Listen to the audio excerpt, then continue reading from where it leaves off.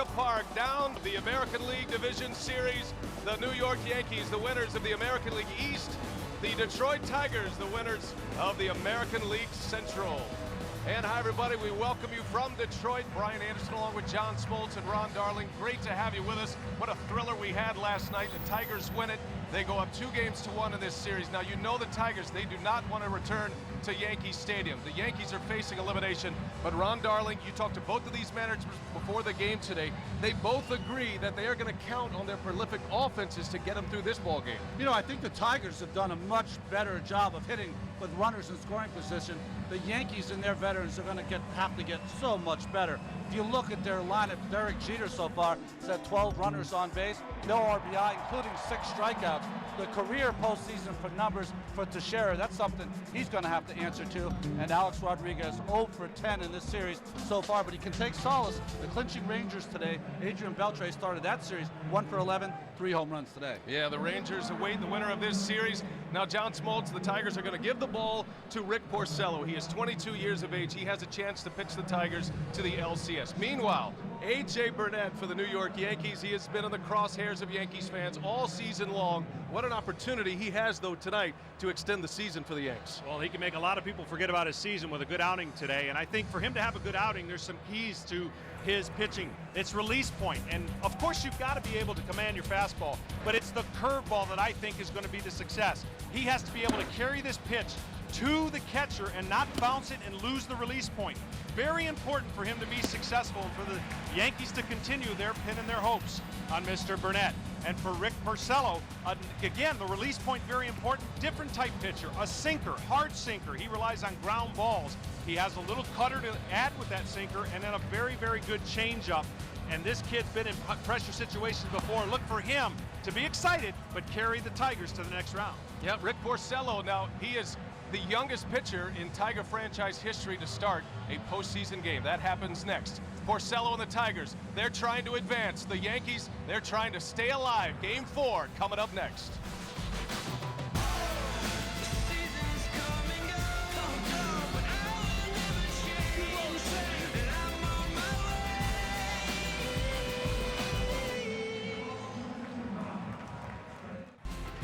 The League Division Series on TBS is brought to you by DirecTV. Switch now and get a whole home DVR upgrade for free.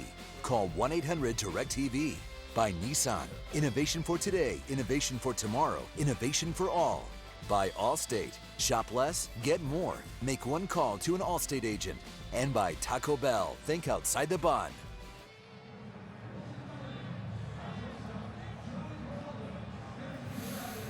Under the lights on a crystal clear Tuesday night. Postseason baseball continues on TBS. 61 degrees. Just a perfect night for the grand old game, and what a great setting here. The Tigers and the Yankees. Game 4 of this best-of-5 series. Let's take a look at tonight's starting lineups, brought to you by Autotrader.com. The Yankees, their same lineup. 4th consecutive game for Joe Girardi, with Derek Jeter, Curtis Granderson, and Robinson Cano at the top of the batting order. In the middle, it is Alex Rodriguez, Mark Teixeira, and Nick Swisher. And the bottom 3 for Girardi is Jorge Posada, the designated hitter, Russell Martin doing the catching, and Brett Gardner in left field batting ninth. Gardner's had a good series so far for the Yankees. Derek Jeter, the Kalamazoo native, awaiting his turn at the plate, and there is the 22-year-old Rick Porcello. Johnny was 14-9 during the regular year. You mentioned his 5 wins in the month of July. His trend was a good month, then a bad month, then a good month, then a bad month. Why is that? Well, you know, some of it has to do with the fact that he's a veteran already at 22, thrust into a playoff situation in 20. Can't even imagine. There's no room, there's no time for that development, so he's really trying to learn as he goes. And for this guy, we're going to be able to tell early on whether that sinker is late and hard. Well, the defense behind Rick Porcello this evening. So look at the outfield. You got Delman Young, Austin Jackson, and Don Kelly getting the start in right field. Infield, Bettamy at third base, Peralta, Santiago, and Miguel Cabrera at first. And Avila, despite a tender knee, still doing the catching. Last night, the Tigers winning 5-4 over the Yankees behind Justin Verlander, who struck out 11 in 8 innings of work. CC Sabathia Gave up 4 runs in 5 1/3, took a no decision. That was a big swing game in this best of 5, and now the Tigers can advance with a win tonight. Porcello deals strike 1, and away we go from Comerica Park. Whenever you're facing a sinker baller, as a team, the hitting coach is going to say, make him get the ball up. It's easier said than done. If he starts pounding strikes with his fastball, he'll get hitters to chase down in the zone like that. But this disciplined Yankee team, Ron, they know what it's like to have a disciplined approach towards a pitcher. They're going to hope that ball comes out about waist high. That'll be the pitch that they will take a shot at. Jeter is 4 for 15 during the ALDS this year. He scored 4 runs batting out of that leadoff spot, but has struck out 6 times. And it was Jeter who was the final out last night against Jose Valverde in the 9th inning.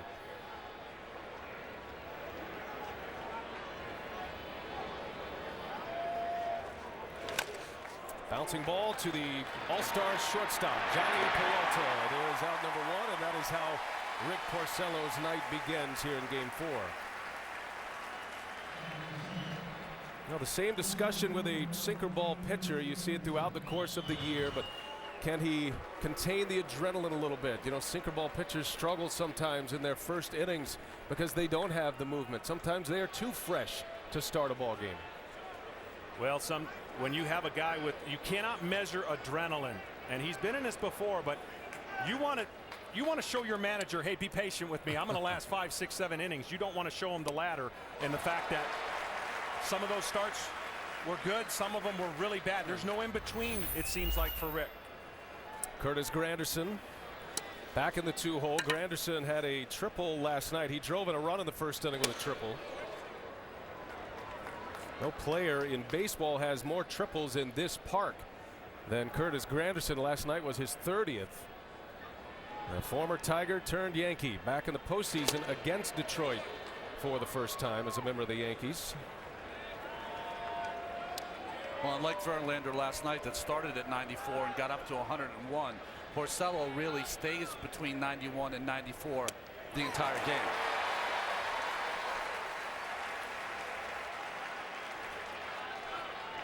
I'd be smiling today too after 11 punch-outs last night.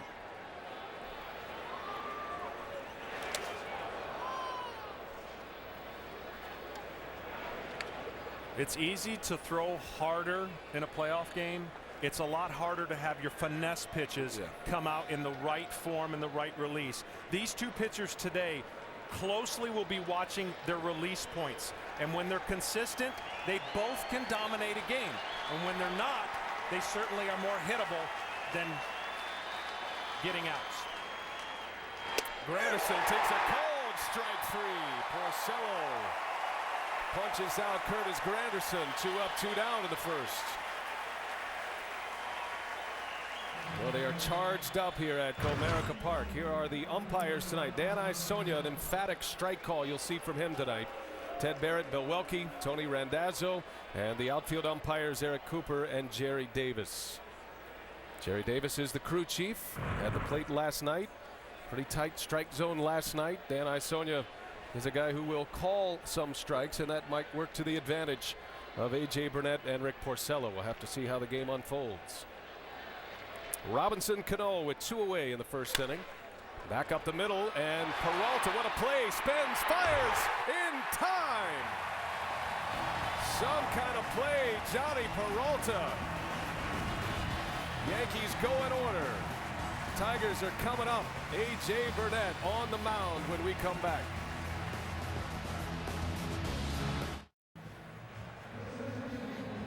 Underway in Detroit, Game 4. The Yankees go 3 up, 3 down. Now the Tigers are coming up, and it is A.J. Burnett on the mound. And with more on A.J. Burnett, the 4th member of our team, Sports Illustrated's Tom Verducci. How you doing, Tom? Great. You know, the last start of August for A.J. Burnett did not go well. Gave up 9 runs. That was coming off a start in which he gave up 7 runs. And the pitching coach, Larry Rothschild, took him aside and said, listen, it's time for you to be a pitcher and not a thrower. And he gave him a significant mechanical change, keeping his hands closer to his body, something coaches normally don't like to do during the season. But the results have been there since then. The Yankees have won 4 of his 5 starts. He's lowered his ERA by about a run, walk rate down, strike rate up. But now let's see, in the stress of an elimination game for the Yankees, if he keeps that delivery intact tonight.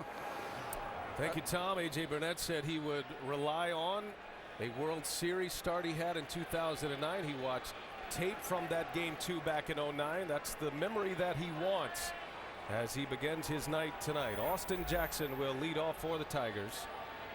Jackson, Santiago, and Delman Young will give you that Tigers lineup in just a moment. One of the things when you're watching AJ, a hitter should not see your whole number too long. That's that turn you see, and his arm angle is so dependent upon that turn that sometimes it's lower than it should be, and you're going to get the left to right fade on a fastball. You don't want that. For him to be effective, he could pitch all games way before with just a fastball down in his zone. It's that good, but he has to find that release point.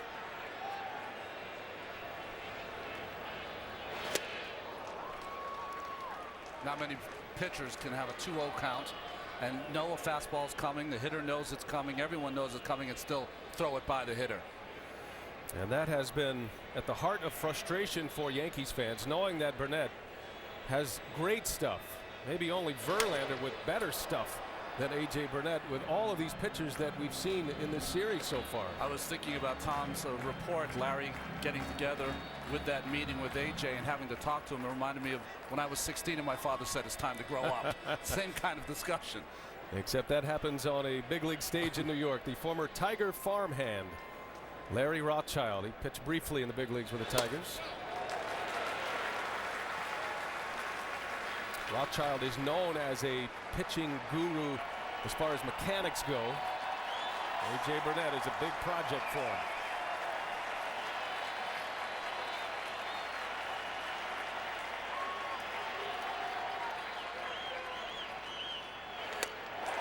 Ball four.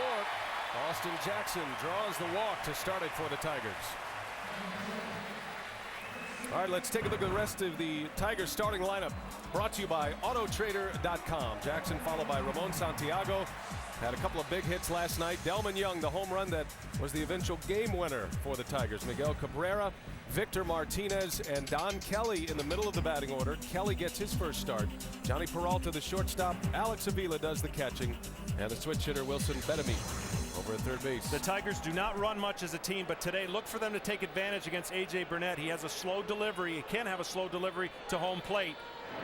And the guys that he's got in the lineup, Jim Leyland, he basically said, we're going to take everything that we can against the pitcher out on the mound. Pitching from the stretch is not a friend to A.J. Burnett. And a check on Jackson, who had 22 steals during the regular year. 12 of those 22 came on the first pitch.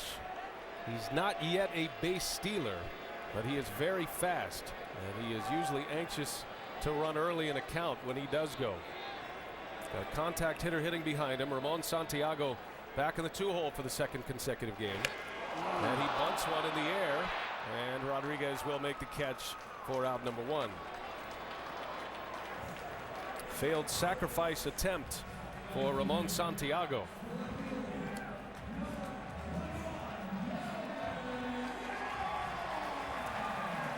You know, when you're bunting, you've got to give yourself up. You can't drag this or do anything more. Get it on the ground. The whole purpose is to get the guy to second. And right there, it looked like he was trying to do a little bit more with it, Ron. The Tigers yesterday tried to sacrifice twice. The first time Jackson didn't get it down, he walked. The second time Santiago tried to get it down, he got a base hit. What do you think about a first pitch curveball here? Yeah. Pretty good call after what we saw last night. Delman Young, the free swinger, who homered on the first pitch he saw from Soriano. Jackson takes off. It is a breaking ball and a perfect pitch to run on. The Tigers knew that. Certainly, Austin Jackson steals the base, and he's at second base for Delman Young with one away. You described it before, Brian. There's an art to stealing bases. And really thinking that it's going to be a breaking ball first pitch to Delman Young after he hit a home run on a fastball first pitch to win the game last night. Very heady play there by Austin Jackson. So right away, the Tigers threaten. Delman Young has 4 hits in this series. 2 of them are home runs. And another breaking ball, a swing and a miss. Last night, Delman Young on the first pitch he saw from Soriano in the 7th inning drove one into the seats in right field. Both of his home runs in this ALDS have come to right field. He had gone 2 full seasons in the major leagues without a right field home run, but he's done it twice in this series. Homered in game 1. He had the first run on the board for the Tigers on Friday night. That was against Sabathia. And then last night, pulls that one over to Rodriguez. The throw to first in time. On his way to third is Jackson with no throw. Out number 2, but the Tigers have a runner at third base. Let me tell you why that's important. You're going to see pitch tracks a lot and see the dot where the ball ends up. Well, with the runner on third, a lot of pressure on the catcher with those curveballs that he can bounce, and it never know on a curveball how it reacts off the chest protector. 25 wild pitches this year from A.J. Burnett, so always getting to third base with 2 outs is a good move for the Tigers. Boy, I'll tell you, Alex Rodriguez has been very nimble at third base defensively this entire series. So there's Jackson. Those 25 wild pitches, by the way, led all of baseball this season. So Russell Martin will be on his toes behind the plate. Here is Miguel Cabrera.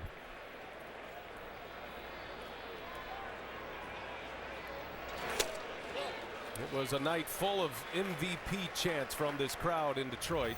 Not just for Miguel Cabrera, certainly a strong candidate for the Most Valuable Player award, but also their pitcher last night, Justin Verlander. An 11 strikeout performance last night and a win. See, the release point, and we're going to have these kind of discussions throughout the game, and now that it looks like they're going to walk them. But the release point is so important. Now you get a runner on third. He's more susceptible to a hanging curveball trying not to bounce it. The freedom of throwing his curveball, which has tremendous break on it, he doesn't want to leave that over the middle of the strike zone. You could say that to define Burnett's career is that he has been consistently inconsistent. And that can be okay. You can use that to your advantage, especially with a fastball. But when you've got that money pitch, and let me tell you something, I'll put his curveball up against anybody's. Yes. It's that hard, and it breaks that hard down. But he changes the arm angle on it to control the depth of it, and that's not necessarily good. An intentional walk to Miguel Cabrera. Now Victor Martinez with 2 on. Tigers have runners at the corners in the first inning. Rick Porcello, a 3-up, 3-down first with a strikeout for the Tigers. And now Detroit trying to answer.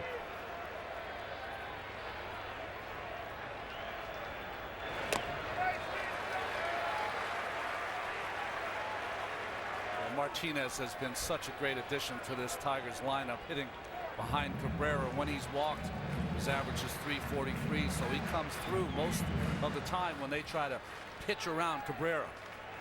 If both these pitchers were playing poker, they don't want to tip their hand. They don't want to show their manager that this is going to be the way it is the rest of the game. So it's real important for AJ to get through this inning just to have a longer leash.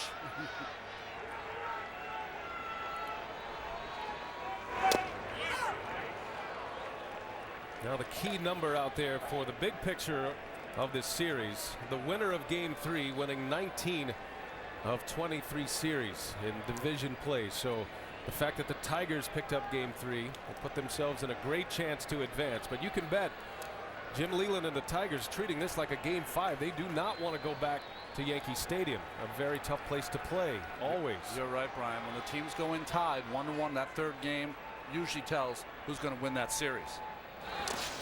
A good play. Russell Martin keeps Jackson over at third base, but Martinez has put the count in his favor. Well, all series long we have seen Russell Martin hurling his body in front of the breaking balls from Nova and now from Burnett. It's a series with 2 outstanding catchers, Martin and Alex Avila.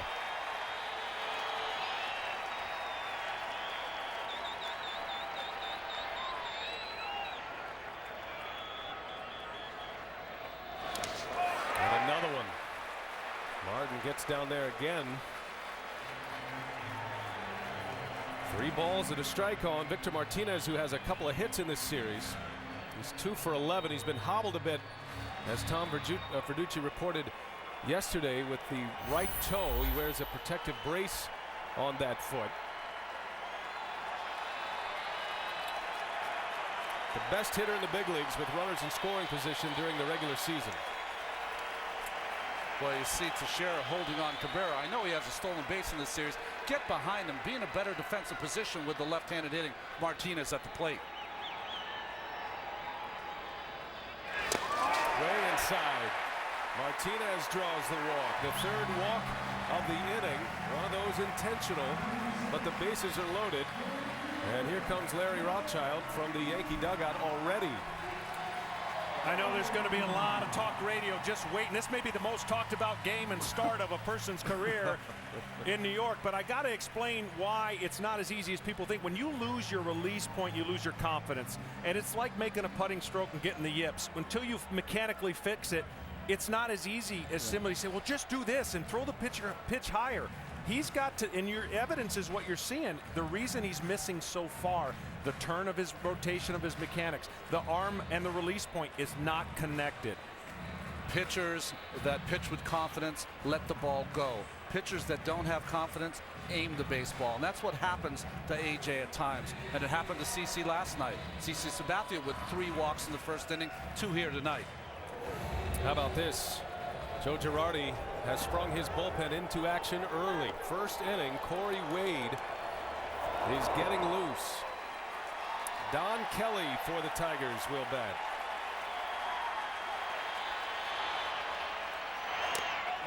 Here's what he needs. He's tipped his hand. You don't want to tip your hand. You need an atom ball. And what that atom ball is, you don't care where it goes, line drive, robbing a home run, you've got to get it out. You just need to get the ball over the plate and say, okay, I forgot it. The jitters are gone. This is not how you want to start out. Like pop-up Scherzer got to Teixeira in that 1st game.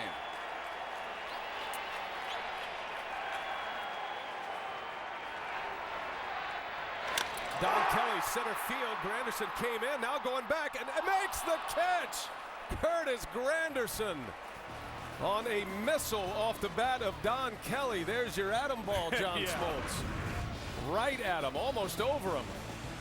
Great recovery by Granderson.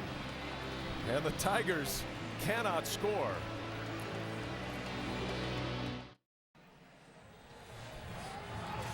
Boy, what a saving catch by Curtis Granderson off the bat of Kelly. Just a line drive. Granderson comes in first and then has to retreat backwards. Almost does not get there, but just gets it at the end of his glove. And in this big, huge confines of Comerica Park, you have a line drive that if it gets over the head of Granderson, it might have scored 4 runs. Now Kelly has good speed. Granderson, who knows this outfield well, but that is the toughest ball to play, the line drive right at you as a center fielder. And the Yankees get a huge break as A.J. Burnett strands the bases loaded. And now we settle into this game as we go to the 2nd inning. And you never know, that might be what gets A.J. Burnett back on track. We'll see. Rick Porcello, a 3-up, 3-down 1st inning with a strikeout, facing Alex Rodriguez. And on the first pitch, in the air to center field, Jackson. 1 away.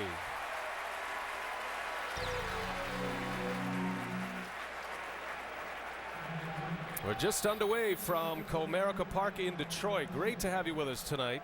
A beautiful night for baseball here. The Yankees and the Tigers. Game 4 of this American League Division Series. Brian Anderson with Ron Darling, John Smoltz, Tom Verducci down in the dugout. And Porcello against Burnett as Porcello deals a strike to Teixeira.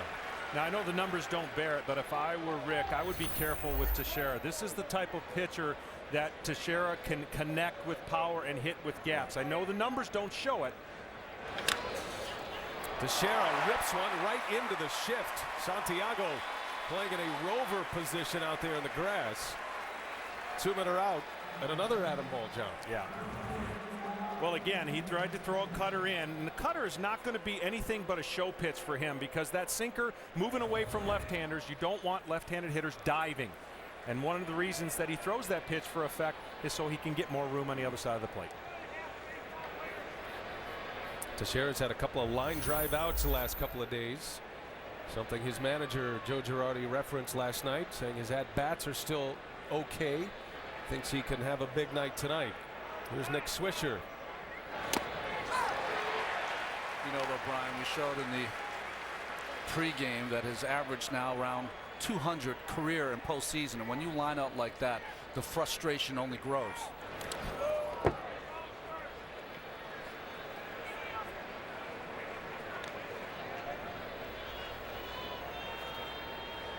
Now, Rick Porcello pitched in the 2009 tiebreaker against the Twins.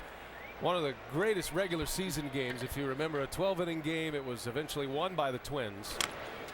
Swisher bounces one to Cabrera, ranging way over. Porcello is there, and the side is retired. Porcello hoping to use that start at 09 to help him here tonight. He's off to a good start.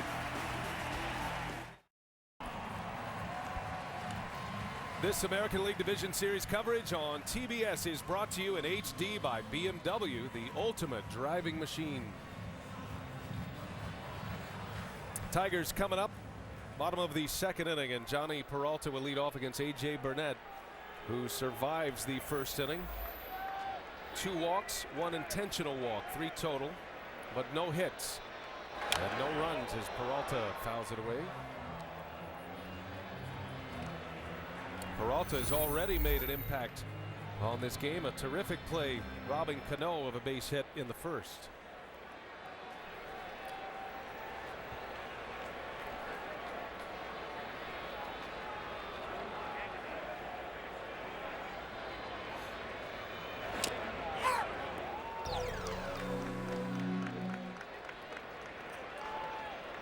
We mentioned before, Brian, a little different strike zone here for Iasoni, the home plate umpire. He's more aggressive in calling of strikes.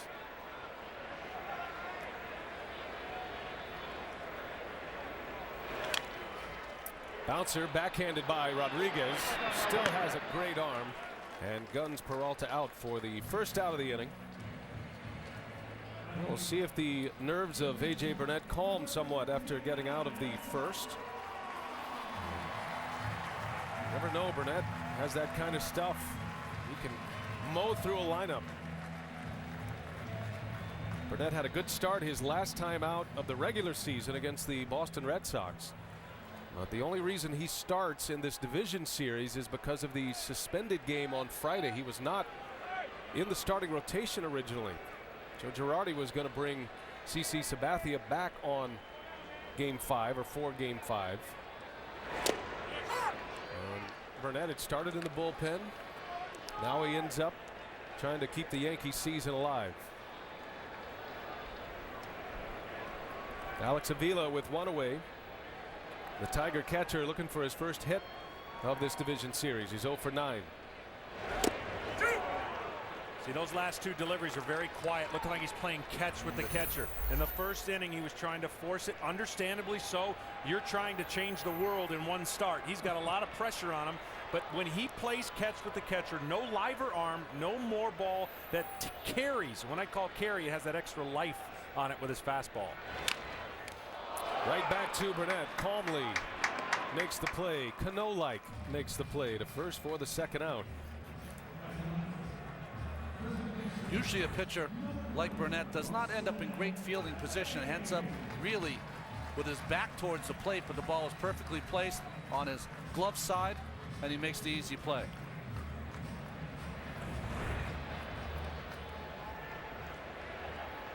Two up, 2 down, and it'll be Wilson Betemit. Jim Leland has a bit of a platoon over at third base. Brandon Inge and Betemit. Betemit's the switch hitter, Inge a right-handed hitter. Betemit is the better hitter of that group, but Inge has had a big series, had a couple of hits last night, scored twice.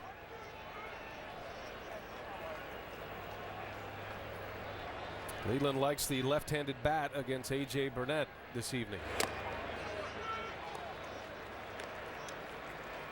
He struck out Betemit 9 times, most in any of the lineup, and why he can do that is that down and in curveball. He swings over the top. Wilson has a lot of power, but he has the ability to strike out as well. Martin took a shot in the mask right there. Dan Iasoni giving him some extra time to shake off the cobwebs. Only umpires and catchers can commiserate when something like that happens.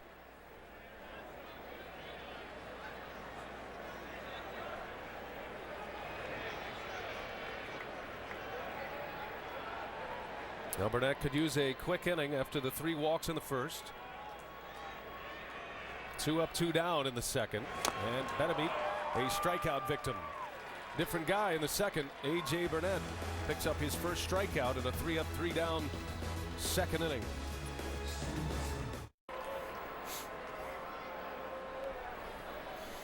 No score. We go to the third inning. Aerial coverage provided by Goodyear. Everything Goodyear has learned, making tires that go the distance, inspires what they roll into yours. Goodyear, more driven.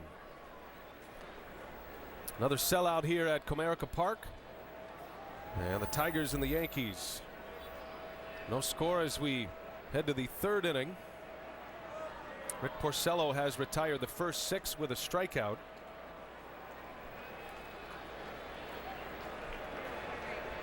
Porcello was in the big leagues at the age of 20 in '09. From New Jersey, went to Seton Hall Prep. Played on Anthony Verducci Field at Seton Hall Prep. Tom Verducci's father, the field named after. Cool. Said he grew up a Mets fan, though. Both his parents were big Yankee fans. But they are the Tigers and Porcello fan tonight, of course.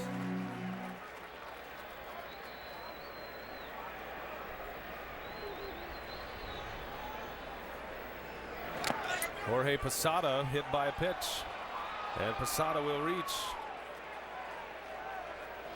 So Porcello trying to get inside on the left-handed hitter. Left-handers gave Porcello a lot of trouble this season during the regular season. A .321 batting average, and that's a pitch he has to have against a lefty, and he drills Posada. And the first base runner for the Yankees of the night. Looks like he just caught the sleeve of Posada. Posada in this series now. Cano had the biggest game, but he's had the most consistent series. 5 hits now, 4 walks, and a hit by pitch. The Yankees will roll out 6 left-handed batters. A number of those are switch hitters, but Porcello will see 6 in the left side of the box in the starting 9 for New York. One of the 3 right-handed batters, Russell Martin.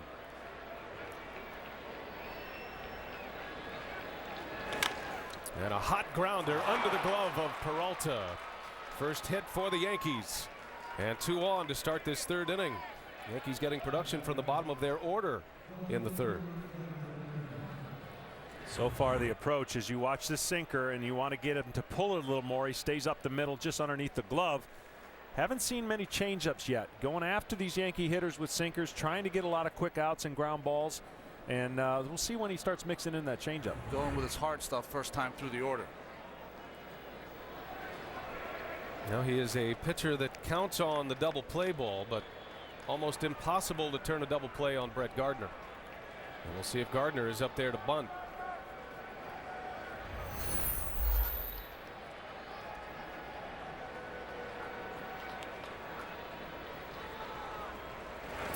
He squares, he pulls it back, takes a strike.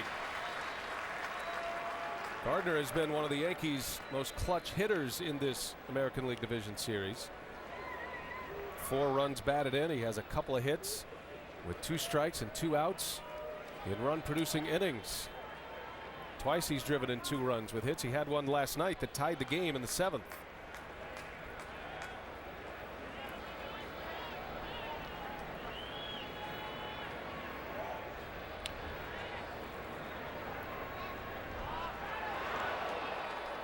Boy, he had a chance. A little late was Porcello with his move back to Peralta at shortstop. They call that daylight play.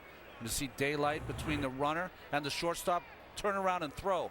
But he's a little late there on Posada at second base. Well, he did it the unconventional way, yeah, too. Normally you turn your back around in almost a 360, but he went with the step and turned 180. Gardner bunts it foul.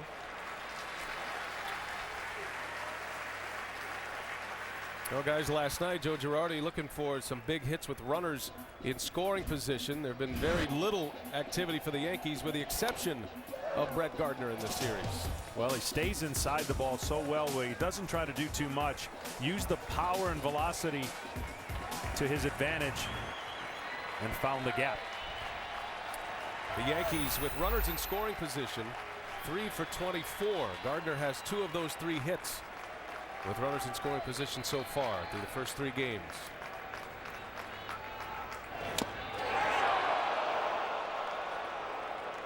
Well, this crowd is with every pitch, aren't they? Oh. Good sinker, but it moves late, and just you see where it crosses on the plate. Good opportunity right here to drop in a changeup. He hasn't done it, and you wonder when the first opportunity for the changeup to see a different look. Porcello could use a strikeout as Gardner slashes one foul. Delman Young will give it a look. Fans came to play. That's right.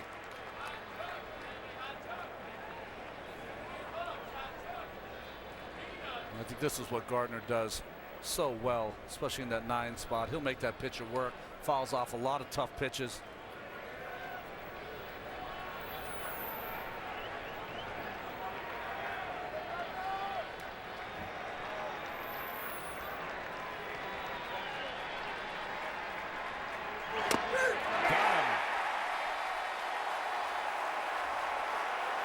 Brett Gardner barking at Dan Isonia. Said, I thought it was up, as he heads back to the dugout, and a strikeout for Porcello, his second. Well, what happens when you're trying to think down in the zone, this is a high sinker, and it does cross the belt, and they're just really disciplined to stay off that pitch. Right. You know, you want to think that that's a pitch he doesn't want to handle, and it's above the strike zone. First call maybe goes to Detroit. It's the same pitch he struck Curtis Granderson out in the first inning with. So the first out, back to the top of the order. Derek Jeter with 2 on.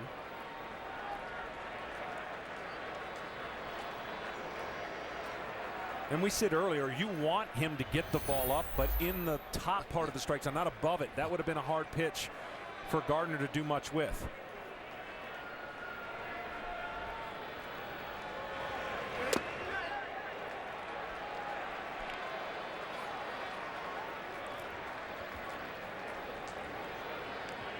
Well, the Tigers have been very conscious, their pitching staff, of pitching these right-handed hitters for the Yankees in off the plate. We saw Valverde knock Jeter down in last night's game, and here another pitch inside by Porcello.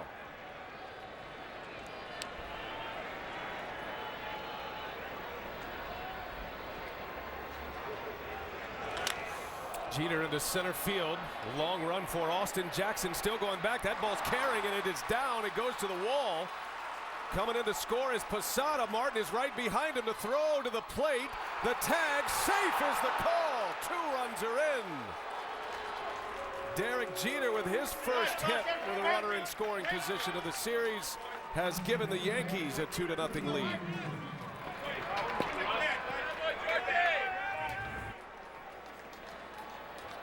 Little hanging slider by Porcello there. Gets the ball over the head of Jackson, who makes a valiant try. And good base running by the Yankees. Posada, of course, was going to score easy. Good read by Martin. Watch this slide. Left hand on the plate. Just sneaks it in there before the tag of Avila. Just gets that hand on, and the tag to the head. A great call at the plate. Martin scores, and it's 2-0 New York as Granderson steps in. Derek Jeter's first RBIs of this ALDS. His 5th hit. He's been hitting with a little more pop since that calf injury. Went back down to Tampa and got his swing worked out. Well, 29 pitches into the game, we saw the first changeup.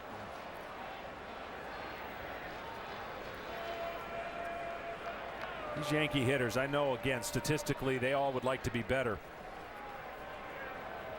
But they have been there, done that too many times to count them out.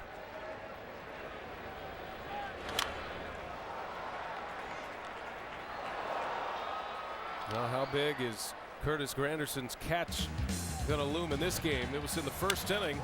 Don Kelly at the plate. He rips one to center field. Granderson, a bit of a misplay. It's a tough read, but he makes the catch, ends the inning, and the Tigers strand the bases loaded in the first. Now Granderson a chance to do some damage with his bat. Still just one away, and Granderson a little bit late.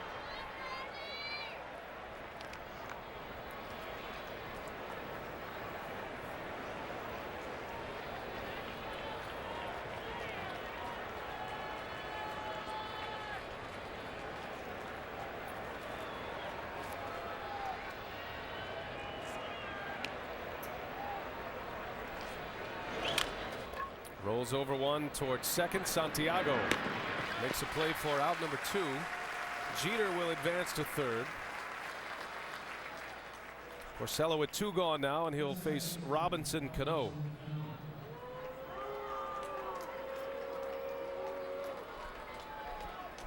Cano had the monster game 1. He drove in 6 runs.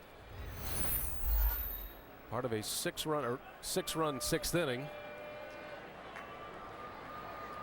A grand slam home run for Robinson Cano in game 1. Those are his only RBIs in this series so far. Verlander controlled him last night. He was 0 for 4, a couple of strikeouts. Well, I wouldn't say this is a pitch around, but you have to be extremely careful for Robinson Cano in this situation. Left-handed hitters have worn Porcello out. A-Rod on deck has struggled in this series.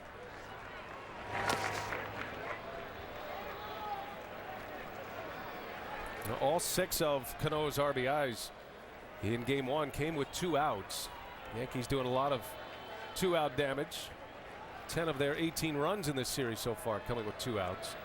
It's a tough lineup to get through.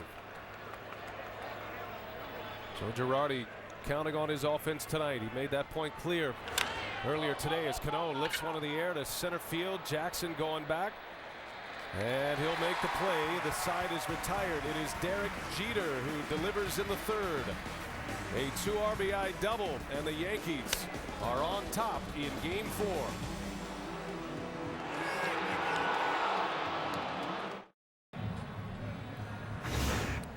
Celebrate America's game with Chevrolet. Upload a picture of your youth player, and you could win tickets to the 2011 postseason among hundreds of other MLB prizes. Be a part of the Chevy Centennial Celebration and enter for a chance to win at ChevyBaseball.com. Tigers coming up. Bottom of the 3rd inning. A.J. Burnett back on the mound, and it is Austin Jackson to start the inning. Back to the top of the order now for Detroit. Jackson, Santiago, Delman Young. A 2-0 Yankee lead on a Derek Jeter 1-out 2-run double. Rodriguez. And Speedy Jackson is cut down. We check in with Matt Weiner in Atlanta. Matt? Hey, Brian, time for a game break presented by Bank of America. Coming up at 9:30 Eastern time in 5 minutes time. Ryan Braun, the hottest hitter in the postseason so far, 6 of 8. And if he continues that hot, the Brewers could very well sweep the Diamondbacks. They play in Phoenix on TNT in about 5 minutes time. Well, a great day of baseball on TBS and TNT.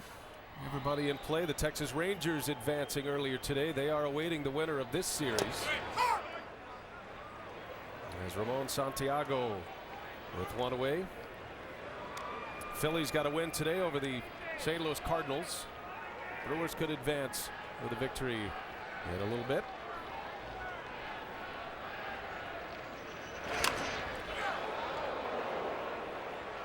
And it is elimination day for the New York Yankees as well. They're trying to stave off elimination. The Tigers, if they win tonight, they would head into the American League Championship Series for the first time since '06. Otherwise, we are headed to New York for a Game 5 on Thursday.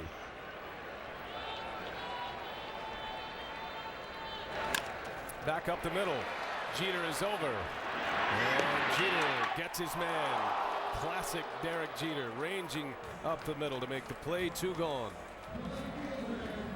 Send it down to Tom Verducci with more on A.J. Burnett.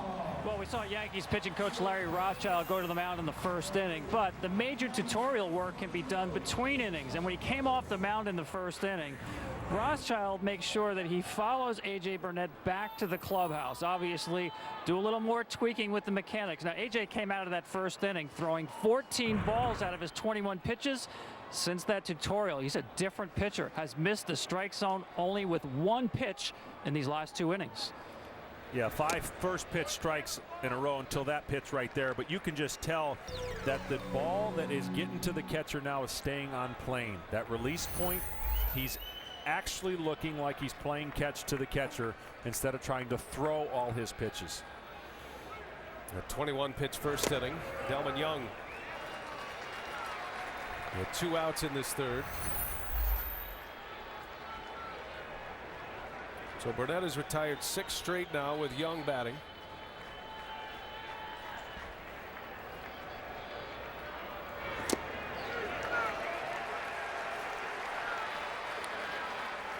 Well, Delman Young taking 3 pitches in a row, John.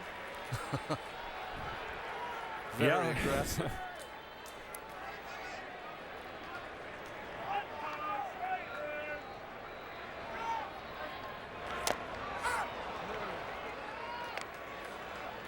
That's the dream quadrant right there.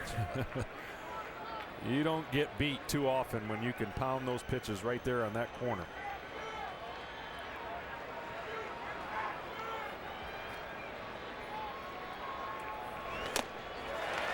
Young lays off. Very patient in that at-bat. Normally a free swinger, as you know, if you've been following this series. But a 2-out walk, and here comes Miguel Cabrera. This is the big bat in this Tigers lineup. Cabrera is 3 for 9 in this series so far. He was intentionally walked in the first.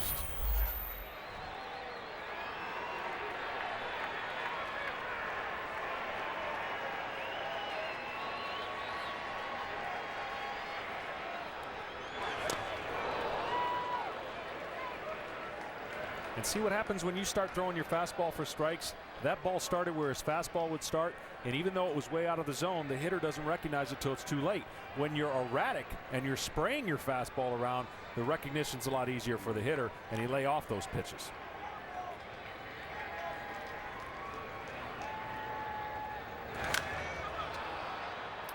Teixeira will give it a look. That one is headed for the seats.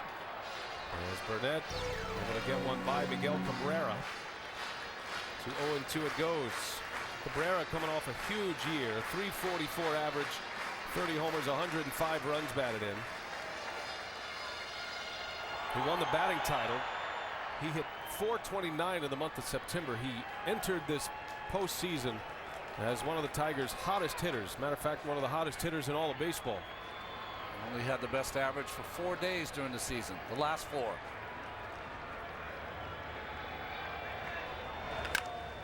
Bouncer to Jeter, hit the lip of the grass, but Jeter handles it, and the side is retired. 3 scoreless for A.J. Burnett. 2-0 Yankees. We go to the 4th.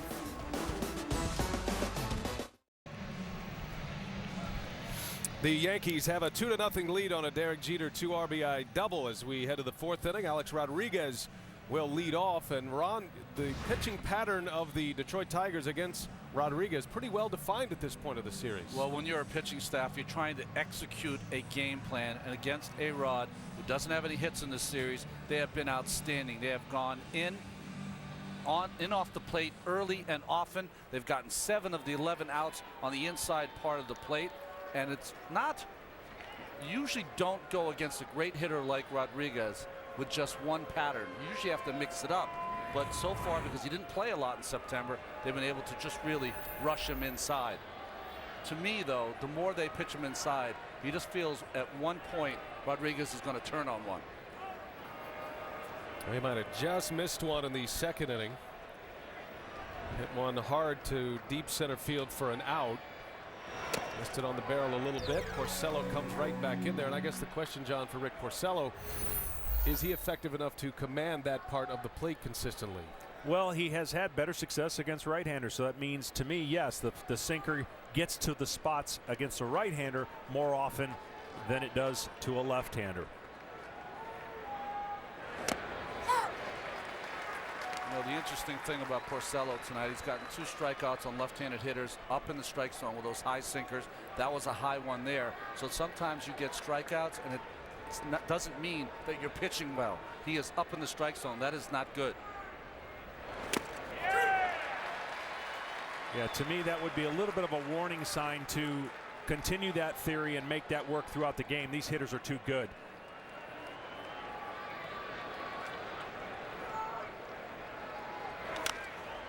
Rodriguez into right field, and that is Don Kelly for out number 1.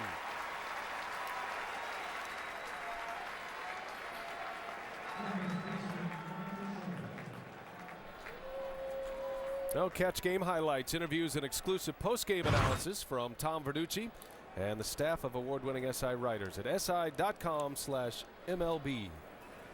Beautiful setting here in downtown Detroit, Comerica Park.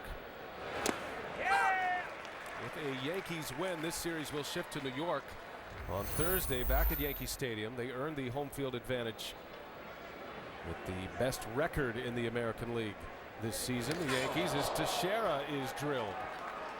So the second hit batter for Rick Porcello, and a base runner with 1 out in the 4th. He's so afraid of getting hurt inside by those left-handed hitters, holding onto that baseball a little too long. Well, you can definitely see a conscious effort. I mean, the numbers bear it. The left-handers have had their way, and when you pull that sinker, it straightens out and doesn't come back over the plate. He's trying to get that front door strike to change the whole mindset. Look, these hitters watch video, and they watch these pitchers over and over and over again. There's trends, and rightfully so. That's why you can build a game plan, and it comes down to who executes it the best this time of the year. This is a stretch of the batting order with 3 consecutive switch hitters. Nick Swisher with a man on. He bounced out his last time up. He pulled one over to first base.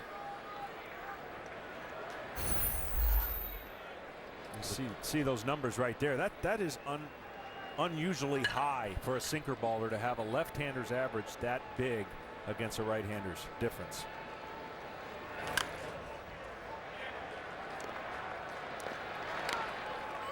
And watching a lot of his games, he worked from the thighs, from the knees down with his sinker, and his changeup would end almost on top of the plate. A lot of swings and misses, a lot of ground outs. And right now, all right, call it a little bit of adrenaline. It's almost thighs down on the sinker. It's actually surprising the Yankees a little bit in some cases. Well, Swisher is down on strikes. Had him both ways. A swing and a call, it looked like. And a strikeout for Rick Porcello, number 3 against the Yankees. Well, it's been his most effective pitch, this high sinker up in the strike zone that has fooled the left-handed hitters. Sounds like an oxymoron there. High sinker. That's right. There's supposed to be a low sinker, but it's working in some cases with these hitters. 2 outs. And it'll be Jorge Posada. Sorry I used a word that just makes me sound a little bit smarter, because obviously I'm not. I got what you meant.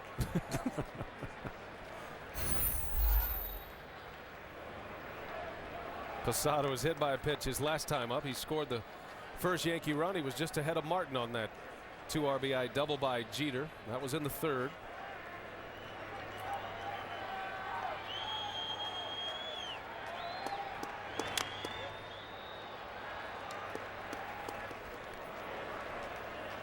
You look at his year, and Rick has had the blessings of a lot of runs. His team has rewarded him with some great run support, and he's hoping the same can be true tonight. Tigers scored 5.8 runs per game this season with Porcello on the mound. You know, we were talking to Jimmy Leland before the game, and he said, listen, you know, his tutorial for this young man has been in the major leagues. He's a guy that we wanted to spend more time in the minor leagues, try to work on his game, but he was the best that we had, so we had to advance him up to the major leagues.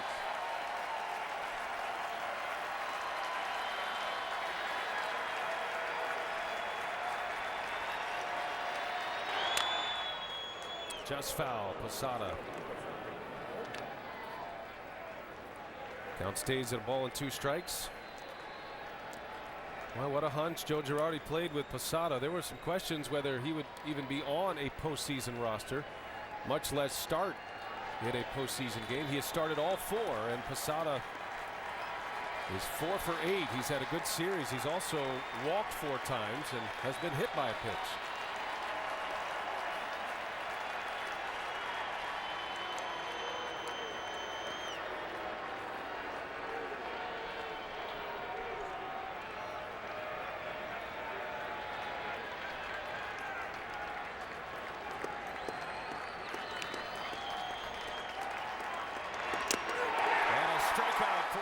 He went with a breaking ball. He backdoored him.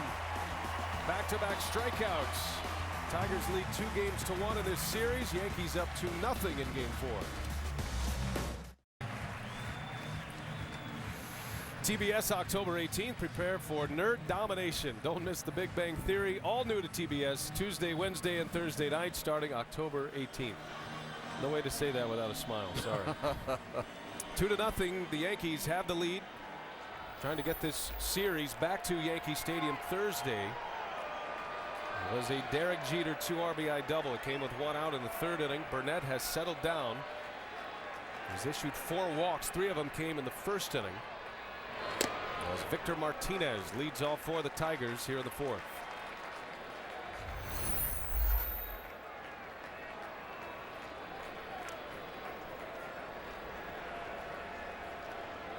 Martinez, one of those 3 walks in the 1st inning.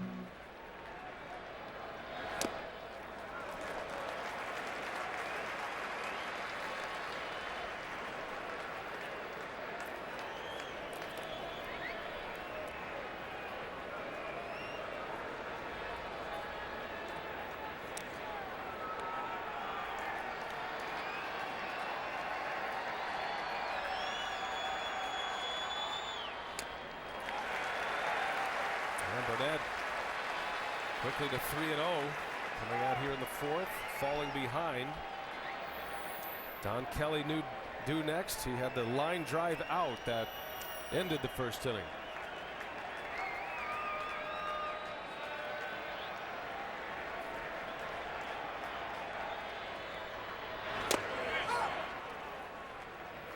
Seems so easy to have that approach on every pitch. 3-0, you don't know, you don't think the guy's swinging. He lays it in there. It's just not that easy. When you throw a pitch, there's tension that the guy's going to swing.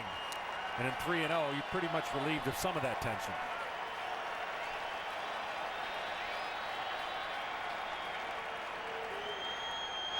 And that one's hit well. Martinez will watch it fly. The Tigers are on the board. Victor Martinez. First home run of the ALDS. And a no-doubter into the bleachers at right.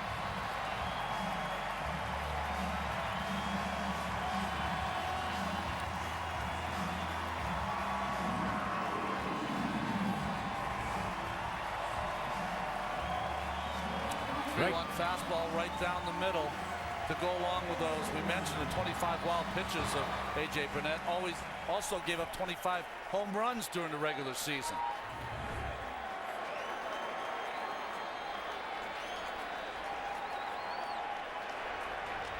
Don Kelly takes a strike.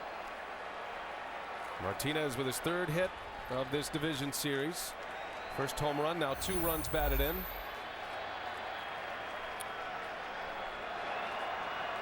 Third career postseason homers. Kelly bounces one foul. Well, let me give you an example. I'll give you an example. When A.J. Burnett is 0-2, 107 batting average.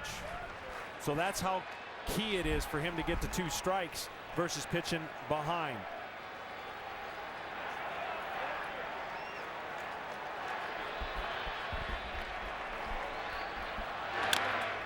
And a bouncing ball to Robinson Cano.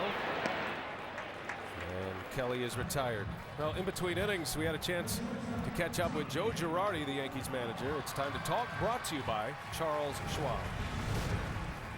Well, Joe, just take us through your thoughts, your emotions maybe in that first inning, sitting there with the bases loaded. A great catch by Granderson to get out of it. Tremendous catch, and A.J. seemed to settle down a little bit since then. You know, the first inning a lot of times for any starting pitcher can be the one that's tough to get comfortable. And it looked like A.J. was, you know, just a little bit off, but he seemed to right it right now.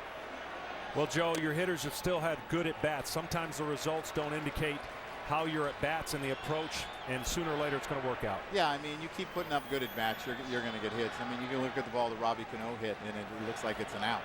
I mean, that's a good at-bat. He hit a ball 410 feet.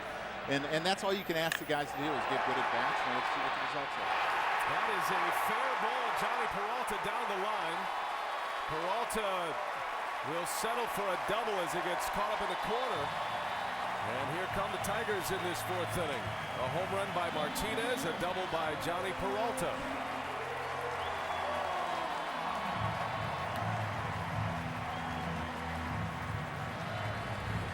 Well, this is the definition of getting the head out. The ball's up. He gets the barrel of it to it and doesn't hook it foul. Just right inside the line.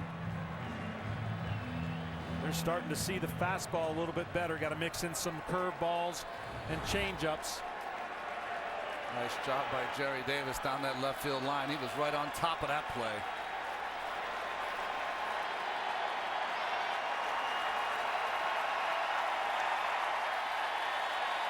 Alex Avila, runner in scoring position.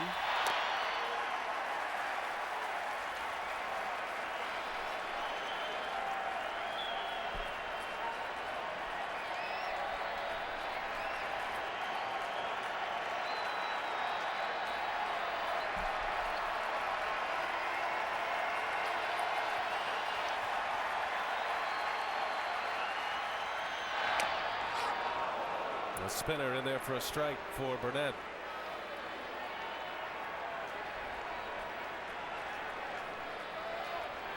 Avila was a big bat for the Tigers this year, as Phil Hughes is next on the bullpen mound. We start Wade up in the first inning. Now it's Hughes here in the fourth.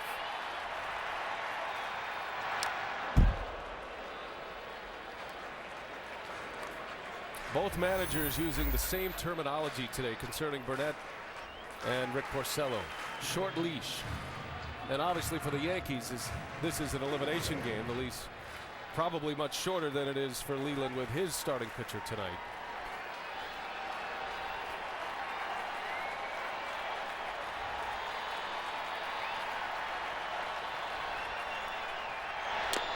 And a strike called on the back door. A.J. Burnett strikes out Alex Avila. Out number 2. A big out for A.J. Burnett here in the fourth inning. John, you were talking before the game about the ability to handle that curveball, be able to throw it through the catcher, keep it up in the strike zone for a strike. Great job there by Burnett. Avila now impediment in this series, 0 for 17. Bottom of the order, not getting it done.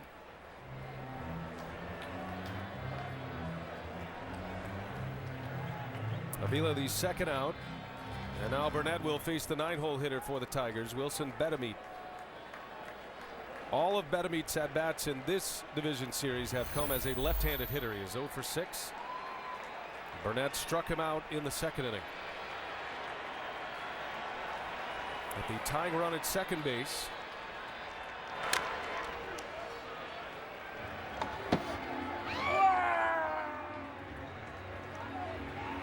Part of the reason he struck him out so many times, we talk about the power that Wilson has, but he has 2 areas you can get him out. Up, down, and that opens up for A.J. Burnett. When you're struggling, it opens up an opportunity to have more freedom with some of those pitches and not be as perfect. Time is called. But if you make a mistake, Wilson will make you pay with power. He's got one of those free and easy swings where the ball jumps off his bat.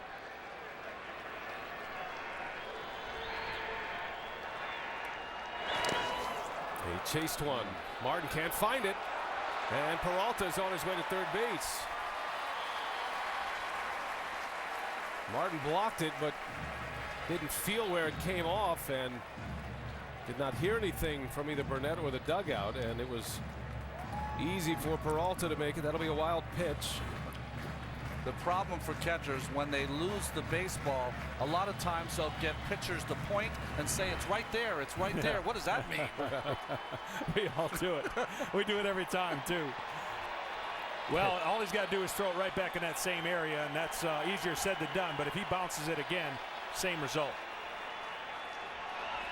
And a swing and a miss. Betemeed right over the top of it. Back-to-back strikeouts for Burnett. The Tigers get a run. Victor Martinez with his first home run of the 2011 postseason. The League Division Series on TBS is brought to you by Bank of America, the official bank of Major League Baseball, and by Verizon, America's largest and most reliable wireless network.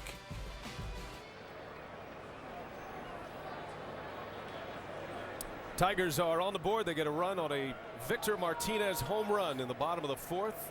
Jeter drove in the pair in the third inning. 2-1 Yankees. As we are on our way to the fifth inning, Rick Porcello against Russell Martin to start the fifth. Porcello with back-to-back strikeouts in the fourth inning, now with 4 Ks in the game. He's hit 2 batters, has not issued a walk.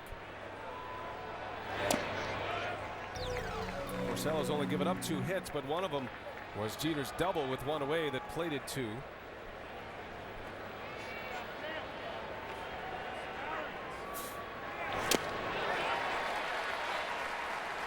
Much better slider here, Porcello, in the fifth inning.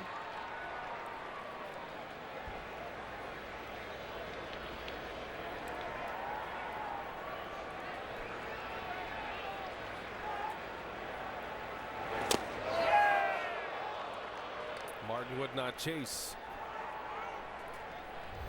Russell Martin singled off Porcello in the third. That set up Jeter's double. And a great base running move to score from first base on that double. Sometimes it's hard to have both a good slider and a sinker, mainly because you're opening up to throw a sinker with your foot. So you land a little open. To throw a good slider, you need something to throw it against, and so you have to be a little cross your body. And there's a shot, and that's another base hit. Almost the identical hit for Martin, who is aggressively around first, but he'll hold up with a single. Moments ago, we spoke with Tiger manager Jim Leyland, as it's time to talk, brought to you by Charles Schwab. Well, Jim, you're looking at this ball game. Certainly don't want to go back to Yankee Stadium, but give us a sense of your young pitcher Porcello and your lineup here tonight against the Yankees. Well, I think Porcello's doing fine. I thought Kelly's ball in the first inning was a big play so far. I think Porcello's doing a good job. He got a slider up probably in a double play situation where maybe we would have got the sinker. He could have got it on the ground, but he's doing fine. He's attacking the hitters. He's trying to use both sides of the plate. He's doing fine. The addition of Martinez has really added some depth to your lineup, Jim. Huge, yes. That's out pretty good. And it was Martinez who hit the home run, put the Tigers on the board, thanks to Jim Leyland.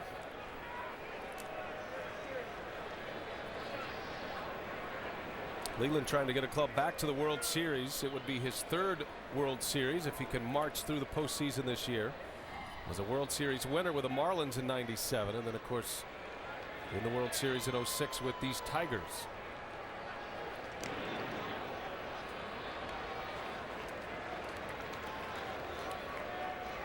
Thought it was interesting last night. Jim Leyland was telling us about the sequence with CC Sabathia and whether he was coming back out or not. So he put a left-handed hitter up there, Don Kelly, a defensive strategy, trying to pull Sabathia back out from that Yankee dugout. He thought maybe 2 lefties would encourage Girardi to send Sabathia back out, and that was the big inning for the Detroit Tigers. Martin has a very big lead at first base, only 8 stolen bases during the summer.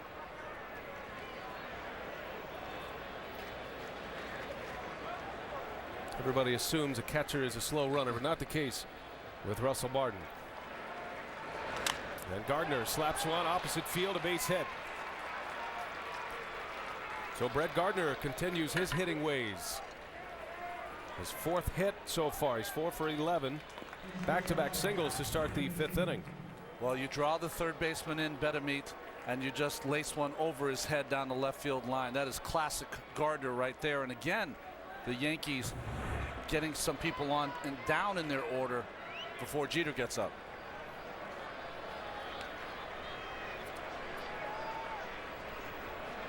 going to draw a little action in the bullpen, I'm sure.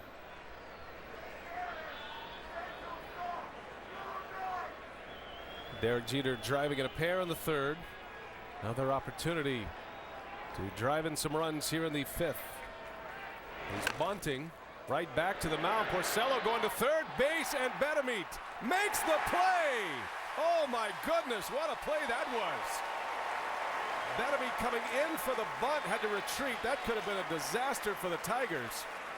An incredibly athletic play by Wilson Betemit for the lead out at third base. Well, this bunt is not good. It's right back at the pitcher, Porcello, so he knows he has an easy play. The tough play was Betemit getting back and getting a foot on the base. If he did, I don't know if Betemit ever got a foot on the base. Just maybe scraped the top of it. Yeah, now a throw where it becomes a good play. If he throws this towards the runner right here, it's an easier play. But look, it's to the other side, turns him around, luckily gets the spike to top the bag. Good play by Porcello. Now that could be a big play as Granderson will bat with 2 on. Porcello gets ahead of him. Well, as a pitcher, you got to rely on all those times you worked in spring training. The catcher is the communicator on what base, more times than not to throw it. But to your guys' point, what an athletic play to get back and have the awareness to catch the ball and find the base at the same time. That's the first aggressive play we've seen either team make with a chance that it could have really backfired. And right now the Tigers have got a chance to get out of this inning. And a little tapper foul by Granderson. It's been a pretty clean series defensively. The only error was Derek Jeter's error at shortstop. That was on Sunday in game 2, and that actually led to a 2-run inning for the Tigers. Tigers have not committed an error, but they have been very cautious defensively until there. Tiger fans will remember a 2006 World Series. 8 errors by the Tigers in that series, 5 by the pitchers. Not to be there by Porcello. Good play. Tigers are looking for a ground ball double play. And Granderson rips one down the right field line. That ball's well hit. Kelly looks up. It's off the base of the wall. Gardner will come in to score as Curtis Granderson adds to the Yankee lead. An RBI double for Granderson. And it's 3-1 New York. Well, right here, we've been talking about it the last couple innings. High sinkers are not going to eventually get it done, and that high sinker to a guy who has hit a ton of home runs, he takes advantage of it. What's supposed to be an inside called looking strike comes back over the plate and has led to a run. Now with runners at second and third, Leland will walk Robinson Cano here. And you wonder how much leash Rick Porcello has. To your point, John, in the first at bat by Granderson, he took that pitch for a called third strike, not to be there in that at bat. The right-hander Ryan Perry and the hard-throwing left-hander Phil Koch. Got a right-hander coming up in Alex Rodriguez, and then that string of switch hitters. Decision time for Jim Leland. He'll send his pitching coach out. Very anxious crowd here in Detroit. You can just feel it after that first inning. It was burning hot. They had the bases loaded. They couldn't score. Outside of the Victor Martinez home run, it has been quiet here. The Yankee bats keeping this big crowd quiet at Comerica Park. Well, this is going to be a reaffirmation of what he does best, and try to remind him, look, you sink the ball, you get it down, work through it, stay on top of the pitch, and let's see if we can get that ground ball double play and get out of this inning. It's almost like he got in strikeout mode, trying to power his way through the lineup, when really his strength, like you said, John, is down in the strike zone. Make him hit it on the ground, give your defense a chance to get out of this inning. Yeah, it's really been a weird game when you look back, and if you're going to look back, as this pitcher will at the film someday, he'll realize, man, I got away with a lot of pitches up. Jeff Jones, the pitching coach, has had his say. Bases loaded. Alex Rodriguez at the plate with one away. And back in there, gets a call from Iasonia.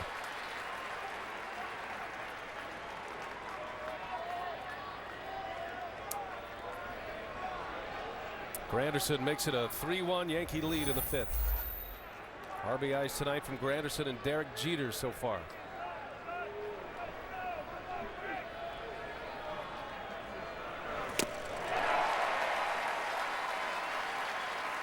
No team hit more grand slams during the regular season than the Yankees. They hit 10. Cano had a grand slam in game 1. And Alex Rodriguez, historically brilliant with the bases loaded throughout his career. 22 career grand slams for Rodriguez.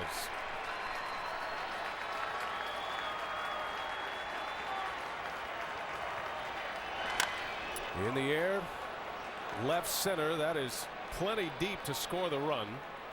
Looks like everybody's going to tag as well. Jeter on his way to the plate. He will score. So Alex Rodriguez drives in his 3rd run, a sacrifice fly. Jeter scores the run. Granderson advances as well. Cano stays at first. So Rodriguez still looking for his first hit, but he has been fairly productive in that he has 3 runs batted in the first 4 games of this series. Look, in fairness to A-Rod, when he's going good, you can't just pitch him under you for most of the year. The ability to adjust is not as great as you would want, and he got enough of that barrel of the bat to lift it and get that RBI. Teixeira takes a strike. 4-1 Yankees. 2 runs in here in the 5th. The runners on base not able to play that extreme shift against Mark Teixeira. Second baseman Santiago back there, but the shortstop more traditionally behind the bag.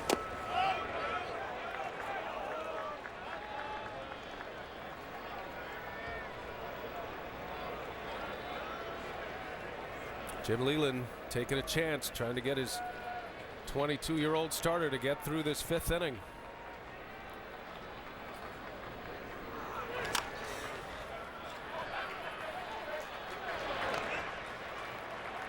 The Tigers will have the top of their order coming up in the bottom of the 5th.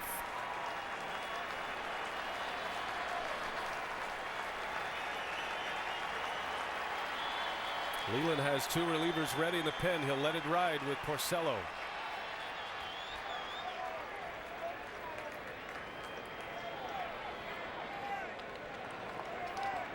One thing that always made me nervous about a shift like this, when you're trying to pitch a guy away and he hits it off the end of the bat and it's a mistake, he gets a hit out of it.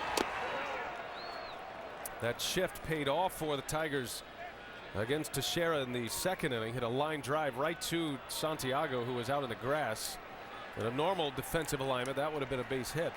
A simple ground ball to the right of the umpire becomes a base hit with this shift. And a strikeout for Rick Porcello. He gets Teixeira, but the Yankees score twice. RBIs from Granderson and Rodriguez.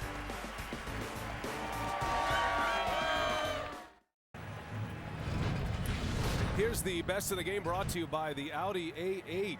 Best of the game, best records since September 1st. The Tigers came into this postseason on a roll. They won 20 of their last 26. The Texas Rangers also winning 20 of their last 26. And the Rangers are on their way to the American League Championship Series.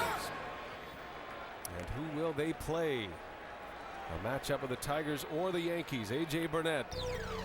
A swing inning for him here in the 5th. Yankees have given him a 4-1 lead. Austin Jackson, the Tigers leadoff hitter, will start it for Detroit.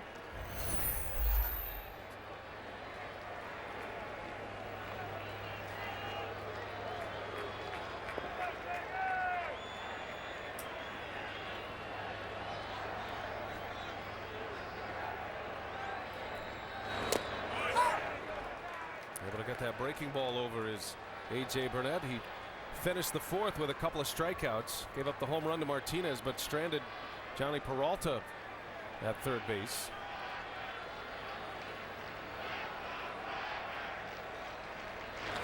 Jackson rips one to left.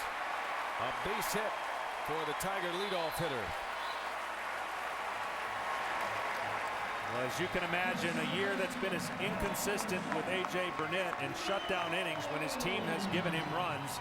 His ERA is quite high, 5.17. And you know, during the season, John, you might manage a game to get your starter a win and pitching in the 5th inning. No such deal here in this game. Got to win this game. If Burnett comes off his game a little bit, got to get that bullpen going. I know the Tigers are down, but I still look for him to try and run in this situation if given the opportunity. Santiago, a bouncer right to Cano, to Jeter, and a low throw dug out by Teixeira. The Tigers not running, and it ends up as a 4-6-3 double play. Beautiful play by Teixeira at first base. As we check in with Matt Weiner in Atlanta. What do you have, Matt? Hey, Brian, I've got a game break presented by Bank of America. The Brewers 1 win away from their first series victory since '82, but it's Arizona who has struck first. RBIs from Miguel Montero and Paul Goldschmidt in the bottom of the first make it 2-0 for Josh Collmenter on the mound. 2-0 Diamondbacks happening right now on TNT. All right, thank you, Matt. And Sean Markham, former teammates with A.J. Burnett in Toronto, both pitching in the postseason tonight. Delman Young for the Tigers with 2 away. And right back off the leg of Burnett. And he makes a play to end the inning. Starts with a single, a double play, and a ground out. And Burnett is through 5, just 1 run allowed. It's 4-1 Yankees. 5 in the books. Tonight's pitching comparison brought to you by Liberty Mutual Insurance. And let's take a look at it with A.J. Burnett, Rick Porcello, 5 innings apiece. Well, if you saw 4 walks, you'd think there'd be a lot more runs for A.J. Burnett, but he has really survived that first inning, gotten his curveball and fastball in locations to be successful. And the young kid's just gotten a couple pitches up at the crucial situation that's cost him. A.J. Burnett has held the Tigers hitless with men on tonight. 0 for 7 with runners on base for the Tigers. So Porcello is back out there. He started his 6th inning, and it'll be Nick Swisher to lead off. Swisher, Posada, then Russell Martin.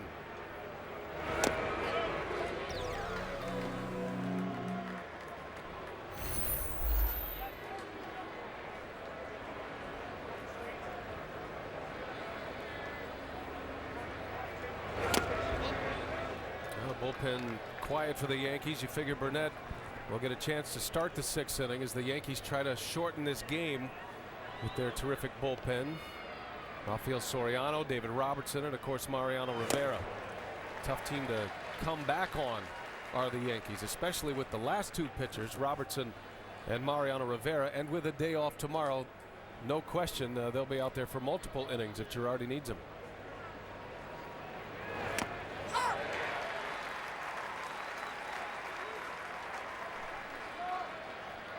I will say, though, if Burnett can get 3 more outs, he has set up that Yankee bullpen in perfect form for the last 9 outs.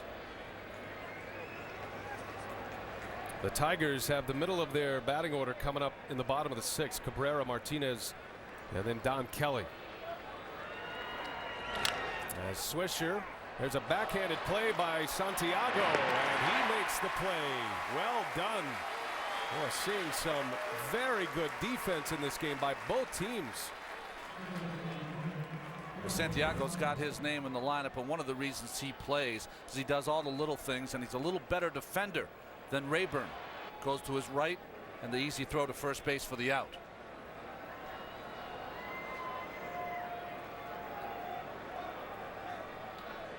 One gone for Rick Porcello. And here is Jorge Posada. Was hit by a pitch. He scored a run.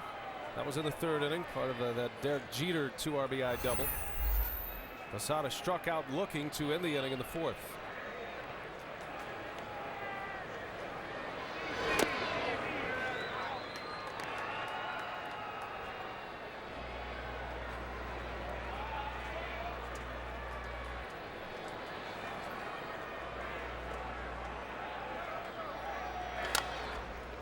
Joe Girardi was telling us, had it not been for the rain late in the season, which stacked up a number of doubleheaders, it's possible Posada never gets a chance to hit his way onto the postseason roster. But because of the rain, the silver lining and all of that, Posada played in those doubleheaders or those rain games, and he swung the bat very well, and he completely changed the mind of Joe Girardi. So much so that he has started all 4 in this series as he lifts one in the air to Jackson.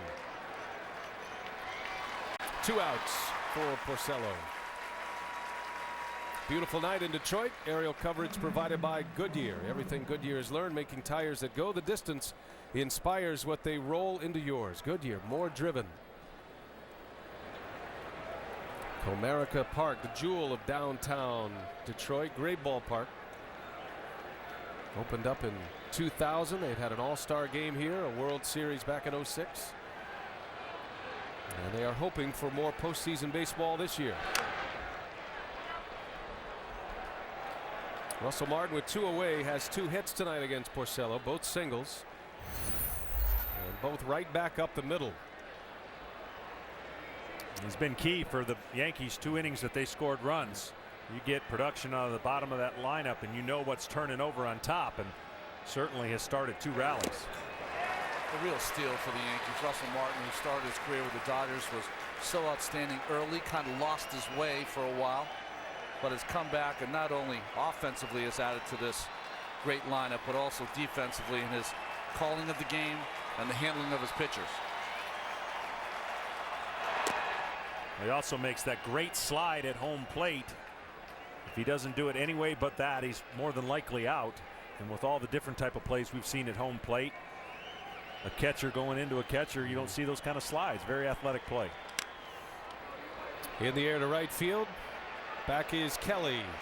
No problem. Out number 3, 1-2-3 inning for Porcello. So he is through 6, giving up 4 runs. The Tigers are down. They've got the middle of their order coming up. The League Division Series on TBS is brought to you by the Chevy Cruze and by the new Capital One Cash Card for the people who want 50% more cash.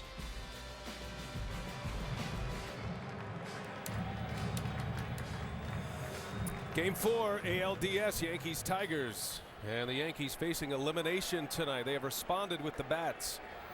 They lead 4-1. Miguel Cabrera will lead off, and A.J. Burnett is back on the mound for the 6th inning. Burnett has given up just 1 run, the home run by Victor Martinez to start the 4th.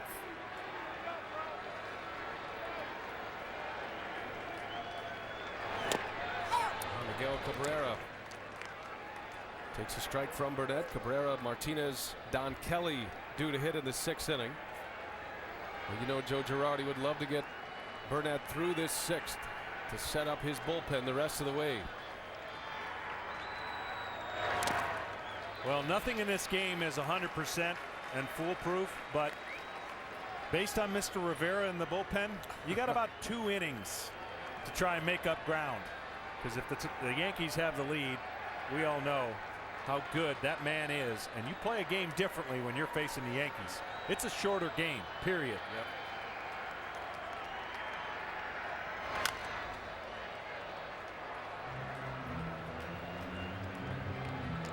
Now with this 3-run lead, I like how AJ's going right after Cabrera.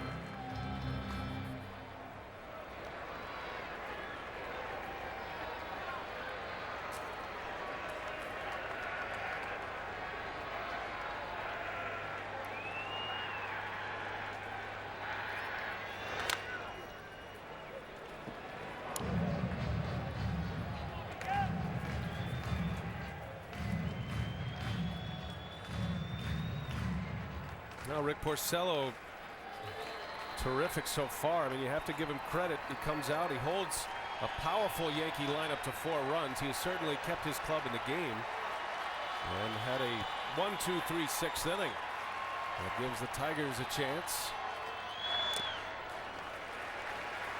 Porcello with 2 2-run innings. Derek Jeter got him in the 3rd, and then it was Granderson and Rodriguez with RBIs in the 5th. Burnett facing a couple of guys who drove in over 100 runs this year. Cabrera and Martinez. Well, that one is ripped right at Derek Jeter. A bullet off the bat of Miguel Cabrera for the first out. Well, as I talked about in the open, the key to A.J. Burnett was going to be his curveball. and he's out of balance here to follow through in the spin. He doesn't have the release point that you want to be consistent, and therefore he got himself in trouble. But when it's tight, watch how much more balance is. He can field his position. Everything's more under control, and of course the spin is much tighter, and you can throw it in the area you want to. So credit to AJ and his pitching coach for figuring something out quickly. Yeah, they were in damage control in the first inning with 3 walks. Managed to get out of it. A line drive out for Kelly as Martinez pulls 1 foul. 3 strikeouts for AJ Burnett.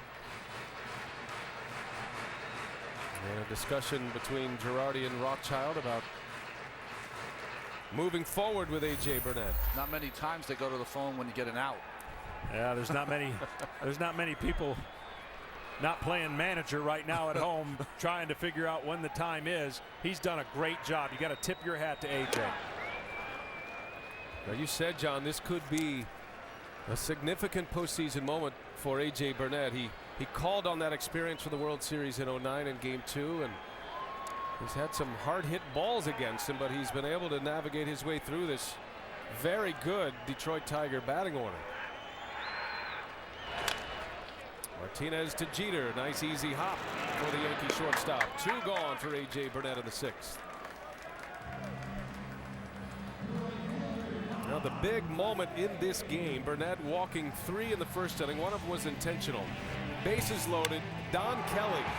He rips one to center field. Granderson took a step in, got frozen for a moment, and had to make this catch to end the inning and strand the bases loaded. But credit AJ Burnett in that instance. He got behind the hitter Kelly 1-0. He had walked 3 in the inning, and as John said, it was a moment to throw a strike and hope you make a catch, and they did. The old Adam ball. It come in to help him big time.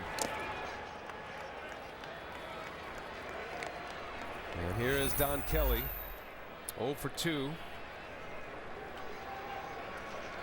Kelly making his first start of this division series. He's had some playing time, normally a defensive replacement.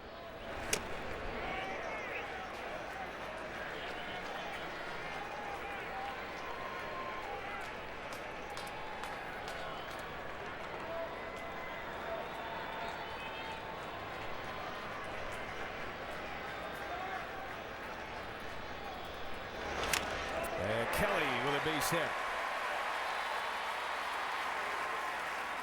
And now the wheels in motion in that Yankees dugout. AJ Burnett gives up a 2-out single. Larry Rothschild back on the phone to the bullpen. Because this Tigers lineup, Ron, has so many home run hitters, they got power up and down. They're 1 swing away from making it a 1-run game again. And after getting those first 2 outs, you don't want to get sloppy here with 2 outs.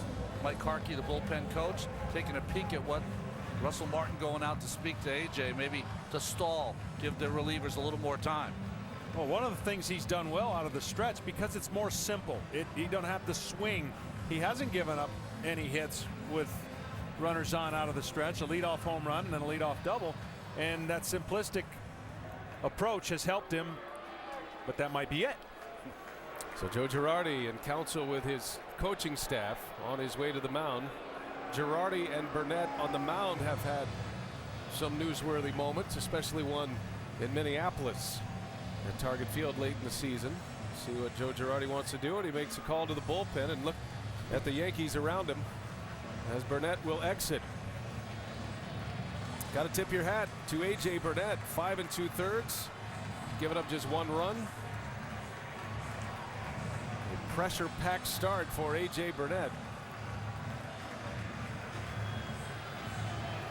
And is greeted by his teammates in the dugout with some handshakes and high fives. We'll take a break. We'll set up the new hurler when we continue. AJ Burnett, 5 2/3 tonight, gives up 4 hits. At this point, 1 run. As a base runner, still his responsibility. One of his better starts of the year, and it comes in the postseason with all of that pressure. Has a chance to win this one and send the Yankees back to Yankee Stadium. He'll turn the ball over to Rafael Soriano. 2 away. Johnny Peralta, a home run hitter, coming up as Soriano takes the ball. He was last night's losing pitcher. And Peralta on the first pitch, a little bit off the end of the bat. Long run for Granderson. He lays out, and he the catch. Curtis Granderson with a diving catch. He looks hurt. Out is the call. The inning is over as Granderson is shaken up. 2 plays tonight, saving a ton of runs. Curtis Granderson stretched out in center field.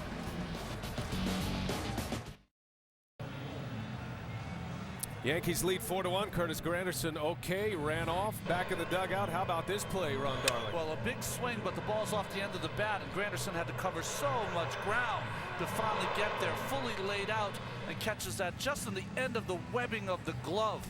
Just a fantastic play. 2 fantastic plays for Granderson in this ball game.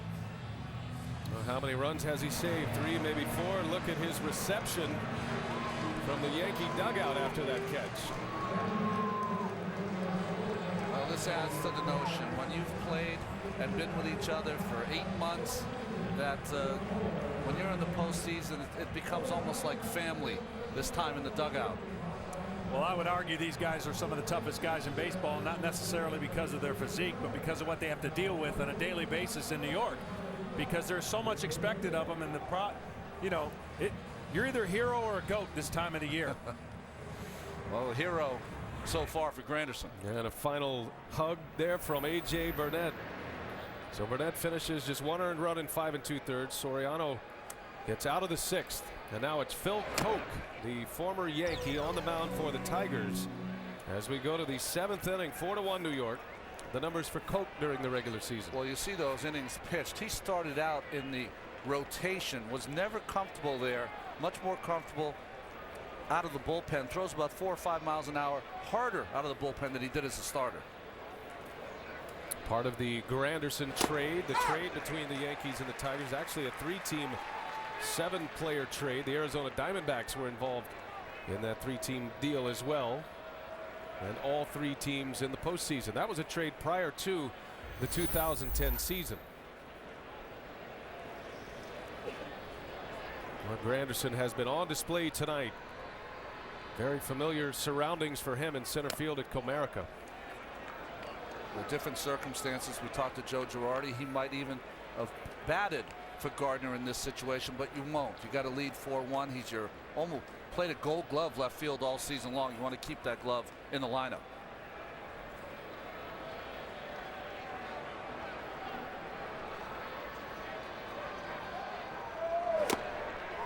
As Gardner takes a big cut.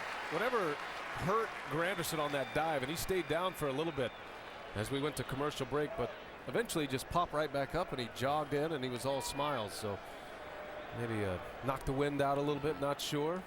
Don't want to speculate, but he's good to go now.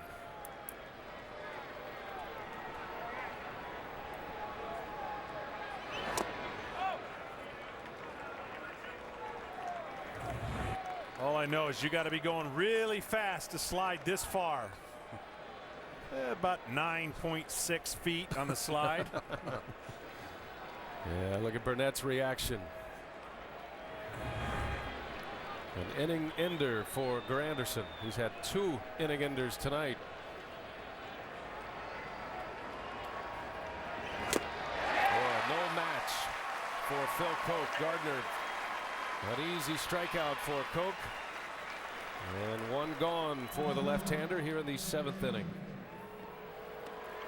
One thing about Phil Koch, now that he's in a bullpen role, he's able to utilize that great arm of his. A big fastball, not on cruising speed when he comes out of the bullpen. Seems like a personality more fit for the bullpen as well. Well, one of the things as a starter, the strikeout to walk ratio is a little bit not where you want it, and trying to figure out how you're going to feel the strike zone. Now he's just rearing back and throwing it. He's got an arm swing with a live fastball. Tennessee's to get it up a little bit, but right now with that velocity, you can get away with it in a 1-inning roll. Jeter had a big hit in the 3rd inning, a 2 RBI double. The Yankees with 5 hits total, all against Rick Porcello, who goes 6 innings and 4 runs allowed.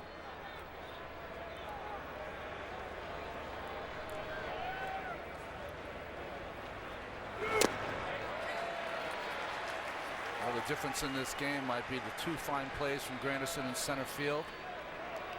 and Derek Jeter's double beating Austin Jackson over his head in center field.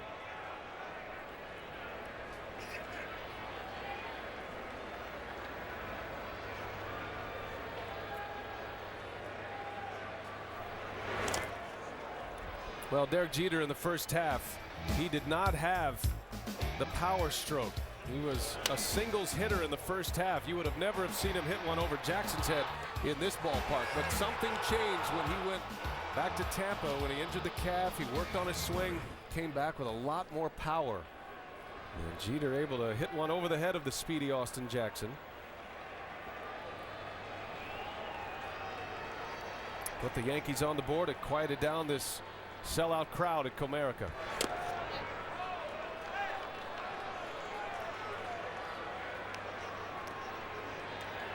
It was a very satisfying comeback season for Derek Jeter, you have to think.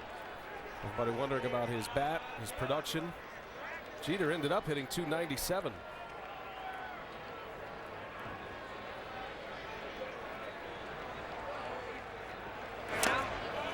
And he draws the walk. So Koch, after the strikeout, issues a one-out walk.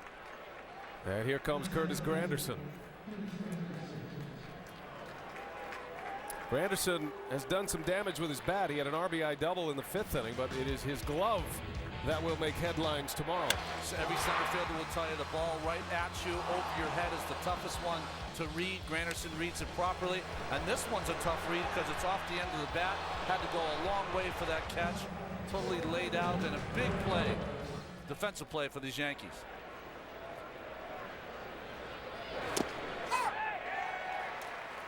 Well, Granderson, 16 home runs against lefties, most in the majors, and certainly that vast improvement has allowed his totals to reach some MVP type numbers. Now 41 home runs this year for Granderson.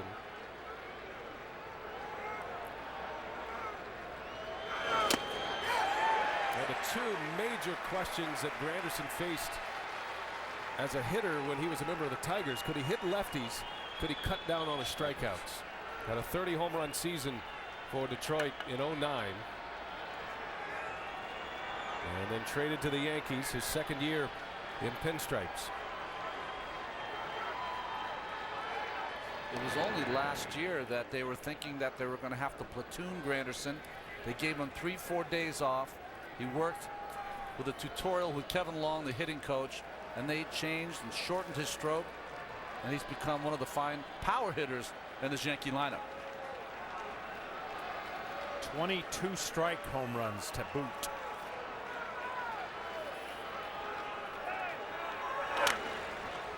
Lifts that one high in the air to center. Jackson release under it. Second out for Phil Koch. Jeter retreats to first, and that's going to set up a matchup between Koch and Robinson Cano.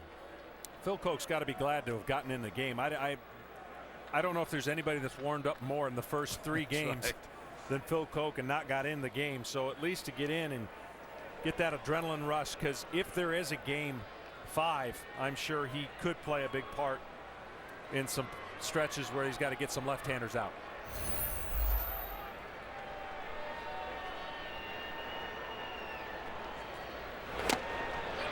Well, these specialty lefties, they love to come in and face left-handed hitters. Robinson Cano would not be one of those. Just equally great against not only right-handed pitching but left-handed pitching.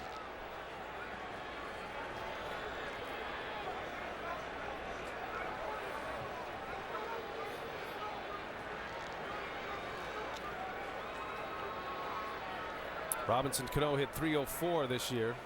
I beg your pardon, .314 this year against left-handed pitching. Sometimes takes a little different approach against the lefties. If they're pitching him fastballs away, he will go that way with the pitch.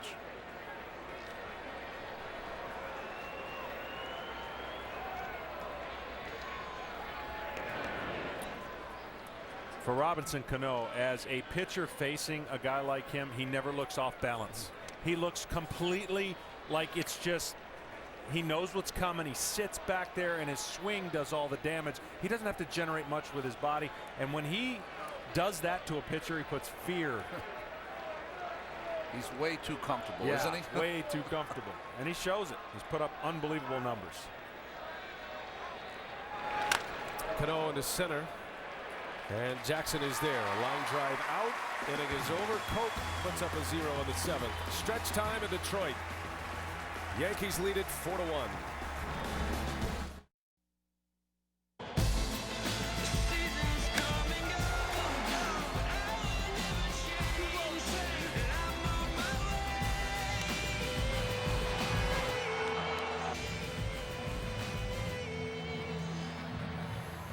Under the Tuesday night lights of Comerica Park in Detroit.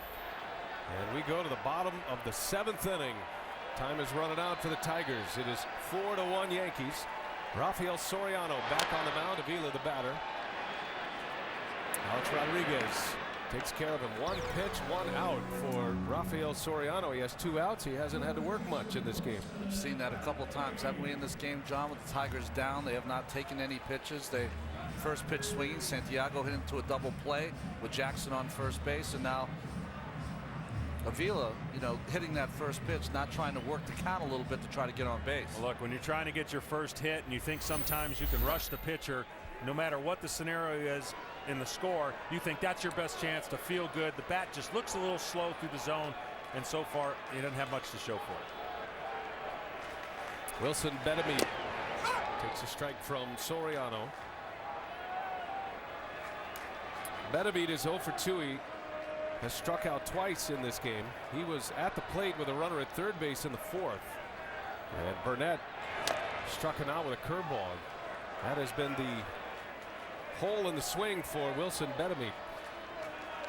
Well, the one thing you can be assured of, anybody who comes out of that pen now for the Yankees, it's not going to be like they're going to walk themselves into trouble. Yeah. It's just going to be because you have to get some hits. Chased another one. Martin blocks and secures the strikeout at first base. 2 gone.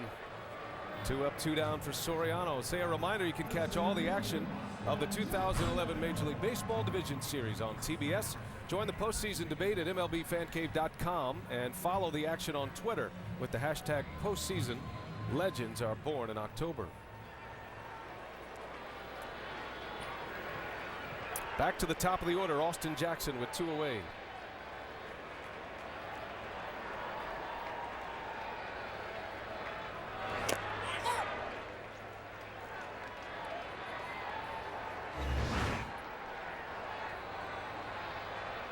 Tigers with 4 hits tonight. Jackson has 1 of them.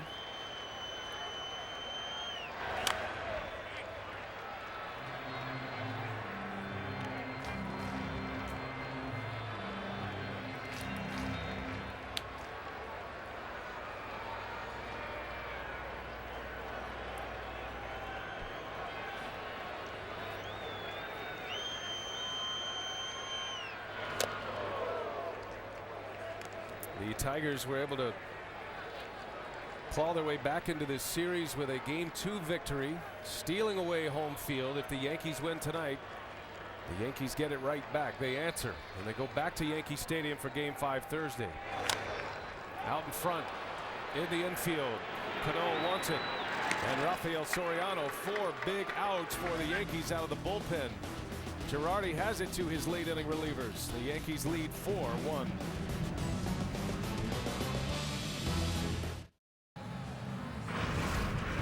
The bullpen spotlight brought to you by the Nissan Versa sedan. Innovation upsize, innovation for all, and 2 of the better bullpens as far as home runs allowed during the regular season. The Tigers allowing just 39, a much bigger ballpark. It's a story that the Yankees bullpen only allowed 42 in their stadium.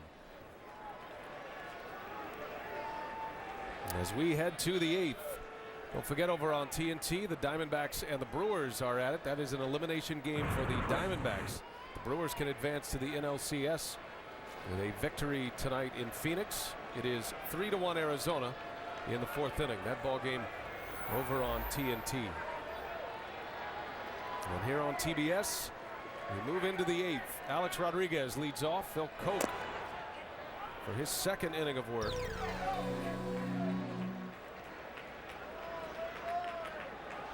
The Yankees get 5 2/3 from A.J. Burnett, just 1 earned run. Soriano retires 4 straight, goes an inning and a third on just 9 pitches. After surrendering the go-ahead home run yesterday, as Rodriguez whistles one to center, that's a base hit. Alex Rodriguez has his first hit of the ALDS. Big smile by A-Rod. That bat is starting to speed up a little bit. Cabrera said, "You want the ball?" Even at this time, you can have a little fun in the high-pressure situation these guys are in. If you can't enjoy it, it's going to swallow you up. Now Teixeira turns around right-handed against Coke.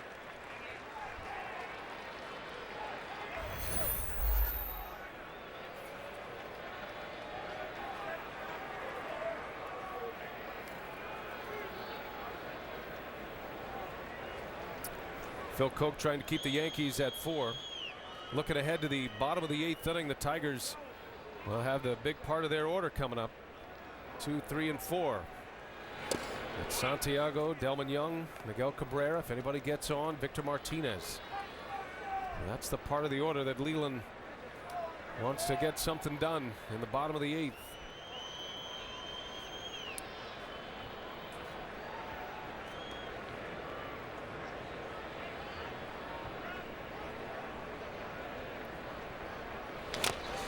Teixeira, slow roller, third base, and that is a fair ball and a base hit.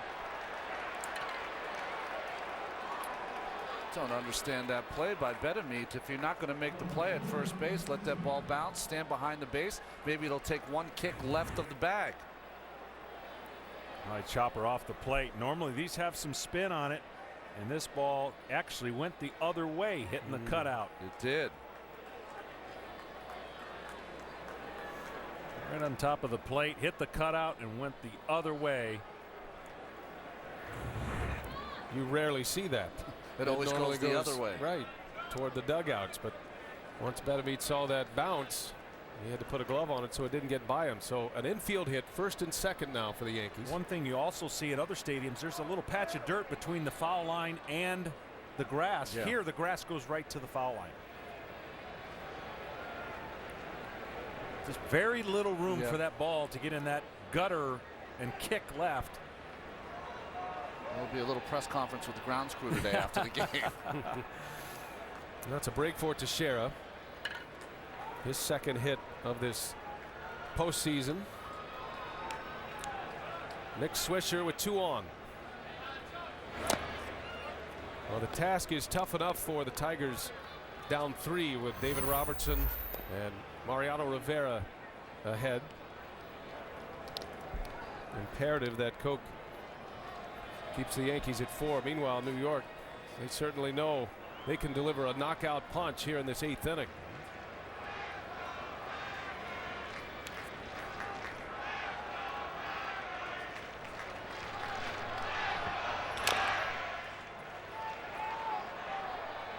That's the way they normally bounce.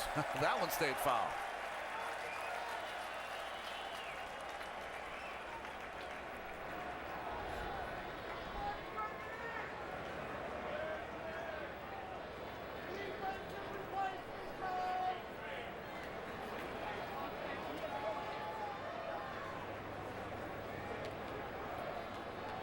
Jeter and Soriano. Jeter had the big hit in the 3rd, opened up the scoring for the Yankees. Soriano bridges the gap to David Robertson, the setup man.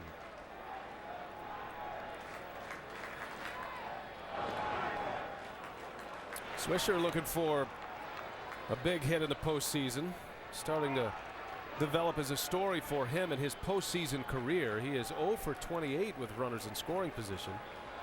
Hasn't had a hit in the postseason.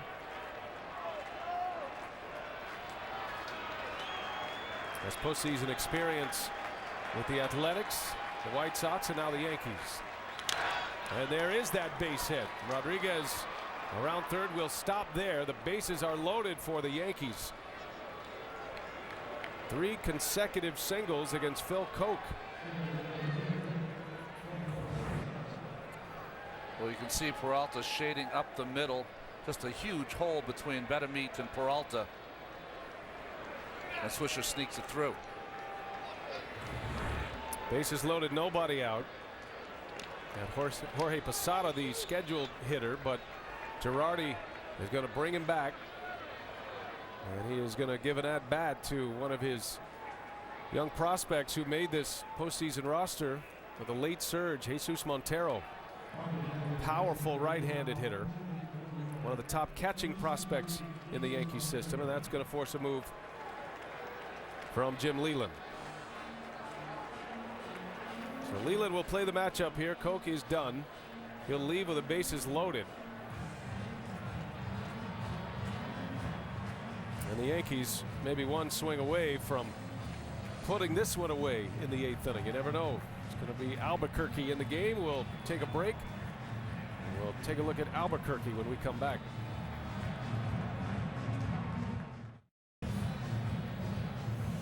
Postseason baseball on TBS. We are in Detroit. It is game 4, and this one could be headed back to New York, barring a late comeback for the Detroit Tigers. Brian Anderson with John Smoltz, Ron Darling, Tom Verducci, Comerica Park in Detroit, and the Yankees with a 4-1 lead. And let's check in with Tom Verducci downstairs. Tom? Well, the Yankees are the first team this postseason to face an elimination game on the road, and that has not been a comfortable position for them. Go back to the Game 7 2001 World Series. They've been on the road for an elimination game 5 times, lost all 5 of those games, including one right here in Detroit in '06. Trying to push it to another day. Thanks, Tom. Al Albuquerque is the new pitcher. Jesus Montero is the hitter off the bench. Also have a pinch runner at first base. Chris Dickerson running for Nick Swisher. Talk about throwing into the fire. Albuquerque now twice has been brought in by Leyland with the bases loaded. Yeah, welcome to the postseason, kid. Robinson Cano hit the grand slam off Albuquerque at Yankee Stadium in game 1. He has a devastating slider. It has been his best pitch. He did not give up a home run the entire season in the regular season in his rookie year. And he hung a slider against Robinson Cano, and Cano put it away. Now Montero trying to do the same.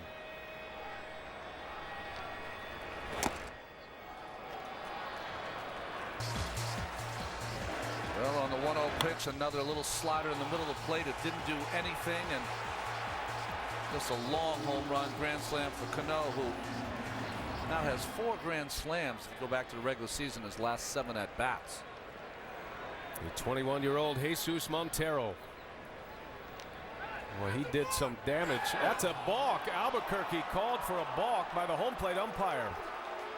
And the runners will advance. Rodriguez will score. 5-1 Yankees. I think what you're going to see here is that he broke his hands before he stepped off the mound. You want to step back, but you don't want to break your hands first. So he breaks his hands before that back foot gets off the rubber. That is a balk.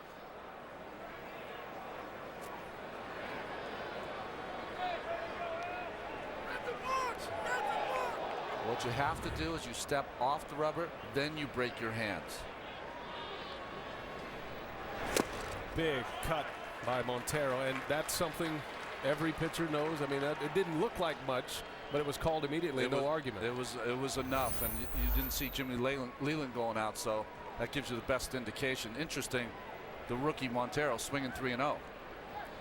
Montero has big power. Hit 4 homers in just 18 games for the Yankees after being called up from the minor leagues. The Yankees are loaded with catching prospects in their system. They've got Montero, Austin Romine, caught at Double-A this year, and a young catcher down in Single-A named Gary Sanchez. So they've stacked themselves pretty heavy on a premier position in baseball, and Montero is at the top of the list, which is pretty rare. Most organizations have a dearth of catching prospects. He hit 18 home runs in the minor leagues this year at Triple-A.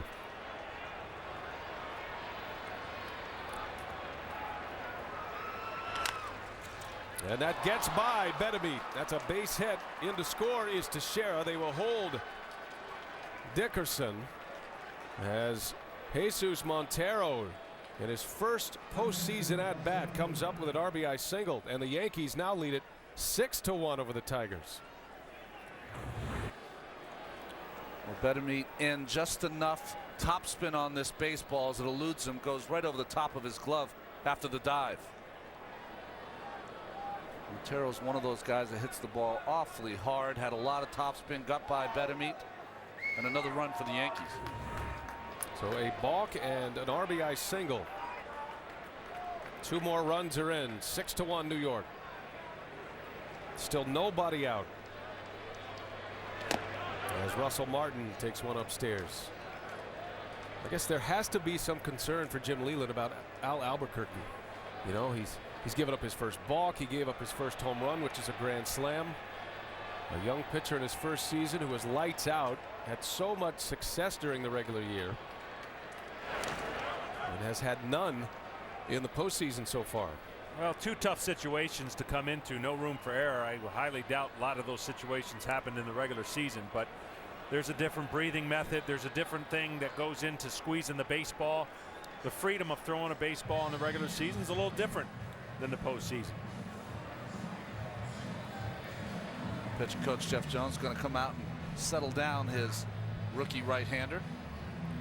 Well, what you talked about early in the open, Ron, the inability to hit with runners in scoring position. The Yankees have been awfully different today. 4 for 9, and have delivered at the right time for them to extend this series and get back to their friendly confines, Yankee Stadium.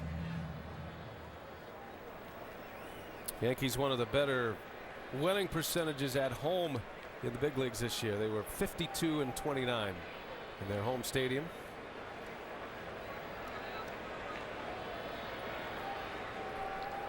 So Jeff Jones has had his say. Albuquerque back to work. The Tigers bring their infield in with nobody out, and Albuquerque misses again.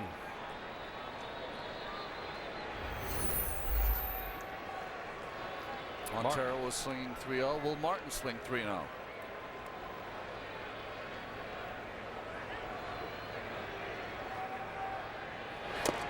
Ball 4. Bases loaded. 4 hits and a walk to start the 8th inning, and it is unraveling quickly for the Tigers. And Leyland has no choice here. He has to make another move. Back to the bullpen goes Jim Leyland. With some major questions with this young pitcher. He was such a valuable piece of the Tigers bullpen down the stretch. He was the man who got it to Benoit, who then got it to Valverde, but he has struggled twice in this postseason. We'll take a break.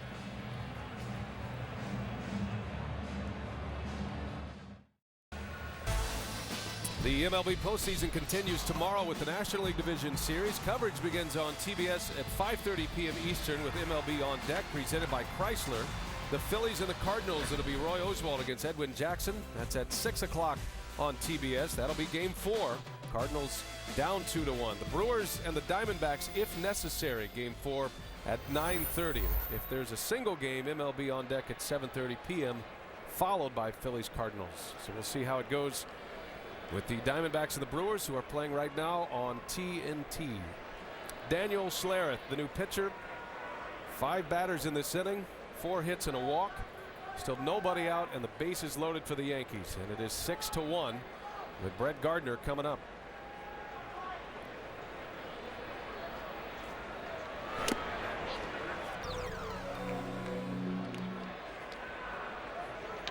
The Yankees have just applied a steady attack tonight. They scored 2 in the 3rd, 2 in the 5th. They've added 2 here in the 8th, and threatening for a big inning to put this one away and send it back to New York for game 5 Thursday.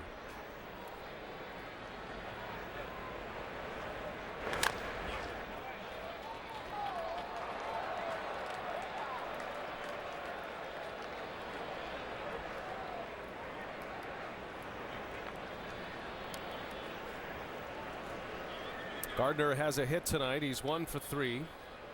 He singled and scored a run in the 5th inning.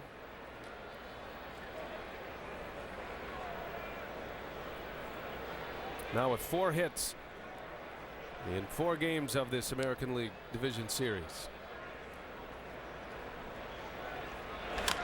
And that one ripped to center field, down for a hit.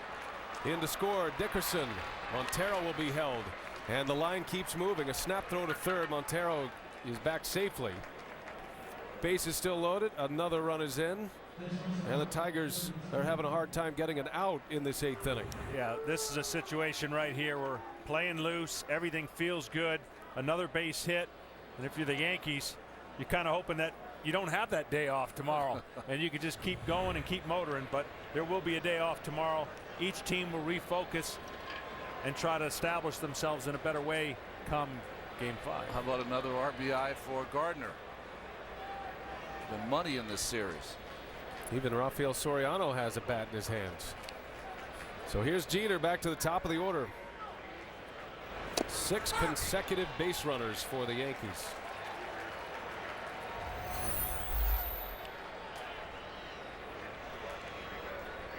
Well, for as weird as this series started, both teams using 2 starters in game 1. They're going to be relying on more than likely those game 1 starters to pitch game 5. Pfister for Detroit and Nova for the Yankees.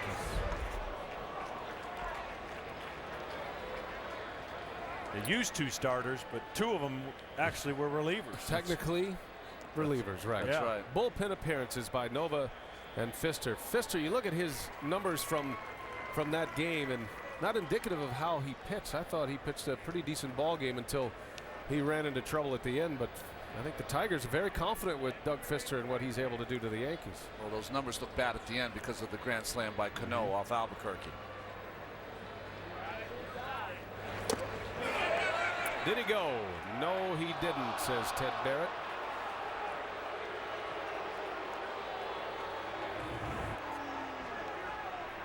See that check swing? Boy, awfully close. He definitely could have called that. Schlereth during the season with the bases loaded gave up a couple of grand slams.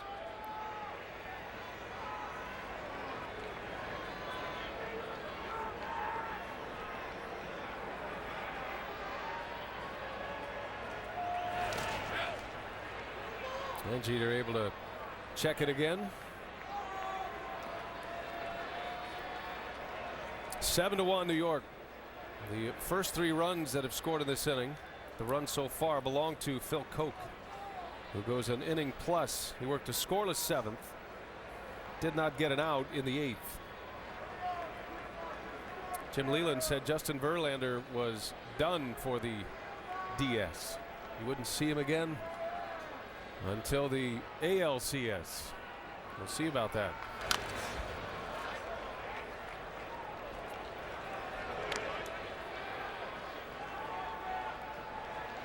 Verlander was the winner last night, struck out 11 in 8 innings, giving the Tigers a 2-1 advantage in the series. But the Yankees have come back, and they have slugged their way back. 7 runs on 10 hits.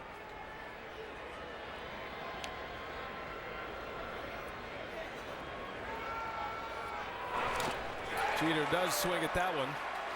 Schlereth strikes him out. The first out of the 8th inning. As we check in with Matt Weiner in Atlanta. Thank you, Brian. Time for a game break presented by Bank of America in Phoenix right now. The Diamondbacks are playing to extend their season. So far, so good in Game 3 with the Brewers. 2 RBIs from Miguel Montero so far, and they have a 3-1 lead on the Brewers. That game playing out right now on TNT.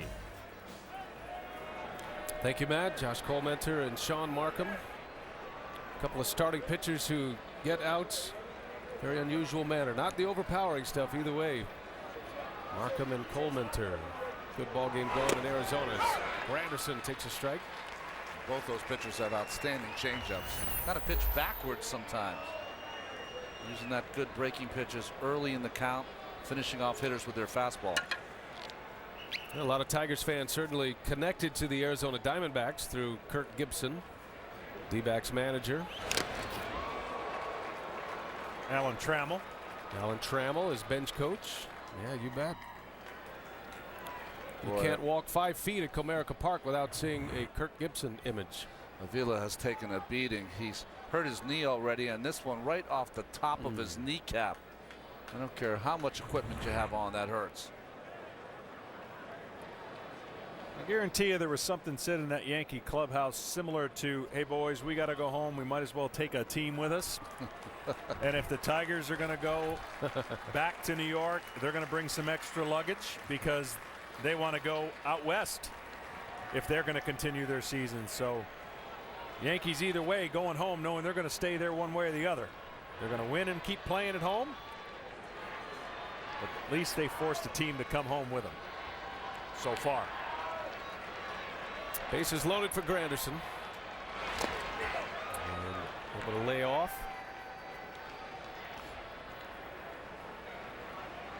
The Texas Rangers advancing. Texas, the first team to advance to the League Championship Series. They beat the Tampa Bay Rays 3-1. Adrian Beltre with 3 home runs today for the Rangers.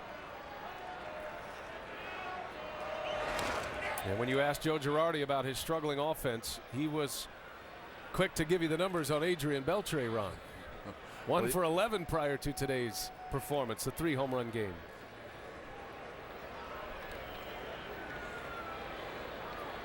And if you're the Texas Rangers, you're hoping these two teams not only go 5, but play all night on Thursday. Deplete all their pitching.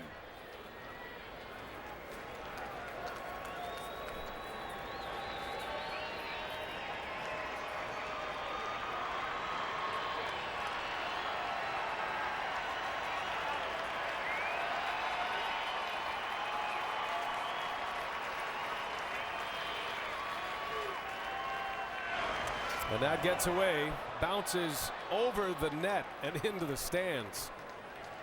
And it gets a little uglier in the 8th inning for the Tigers. Another run is in. Have a run scored on a base hit, an RBI the old-fashioned way. You've had a balk. And now a wild pitch brings in a run. It really turns over that slider. Really nothing that Avila could do. He tried to get his body in front of that, glanced off his left arm, and went over the backstop. And once again, 3 straight pitches trying to make the perfect pitch after getting them 0-2. That's what this guy at the plate will make a pitcher do. Spin it harder, trying to make that perfect pitch. He's thrown them all in the dirt. And he strikes him out. So back-to-back strikeouts for Schlereth. He gets Jeter and Granderson, 2 away in the inning, and the 9th batter of the inning, Robinson Cano, will step in. Tell you, he does something that you don't see a lot of pitchers do. He taps that ball as he's delivering the ball to home plate for some kind of rhythm, and what he's just always done. May not even know he's doing it. You'll see that fielders a lot, that they'll tap the glove with the ball in their hand before they deliver the ball to the first baseman.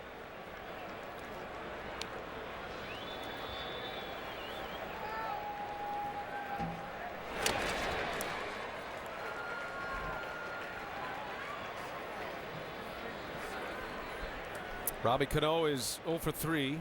He was intentionally walked in the 5th inning. Watch Avila back there. That athletic move, turning, spinning him around.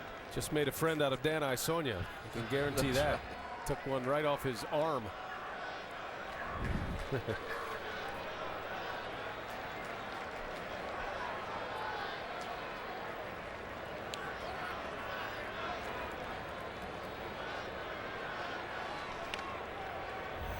Four runs in for the Yankees.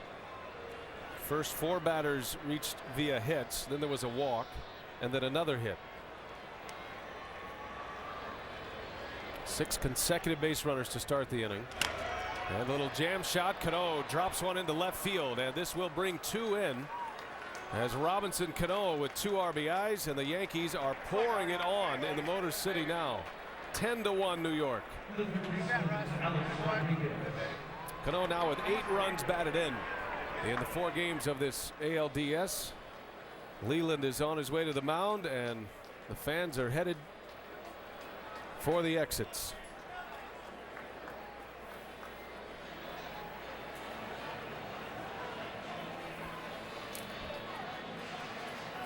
Schlereth is out. We'll take a timeout. 10-1 New York.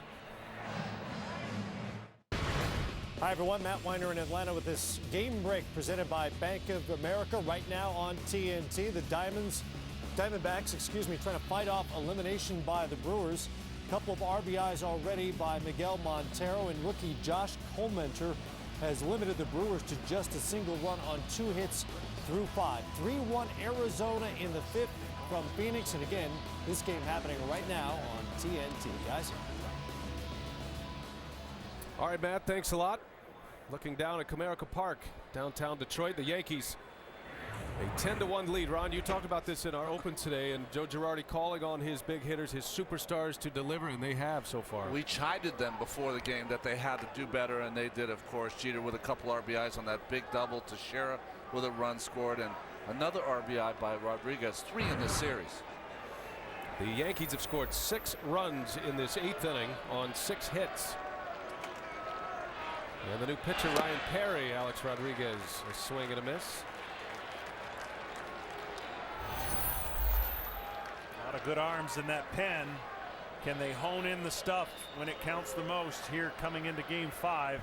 There's no such thing as a good loss, but for the Tigers, this might be one of those things where they just said, okay, it wasn't our game, we get them in game 5. Another base hit.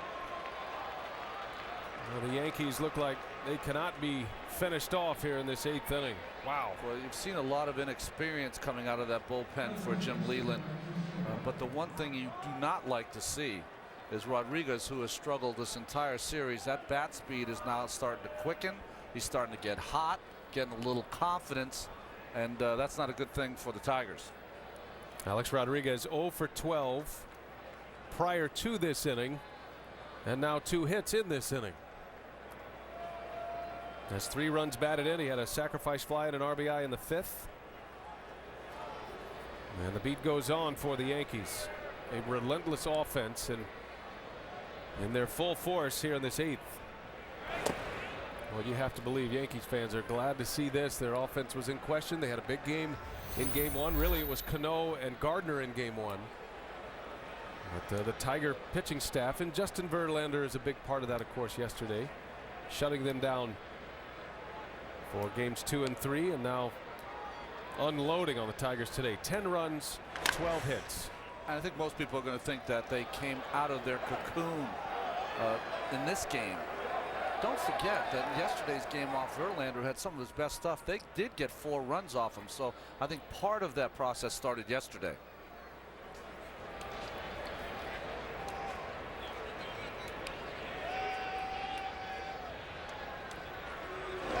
Now, with a 6-run inning on the board, is your plan for Girardi still to go Robertson, still to go Rivera to try to finish this one off, or does it change now? I don't know if Robertson is as important as Rivera. I think Rivera has to get an inning in with the off day on Thursday. Which would mean another non-save opportunity for Mariano Rivera. He pitched in a 9-3 ball game in game 1. I felt as though Robertson's control was a little off, so he could use an inning to get back out there and get 3 outs, and then Rivera pitched the 9th.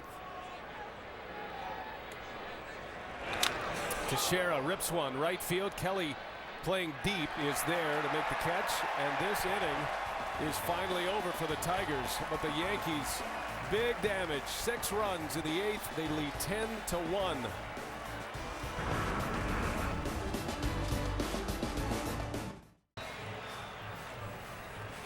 Aerial coverage provided by Goodyear. Everything Goodyear has learned making tires that go the distance inspires what they roll into yours. Goodyear, more driven.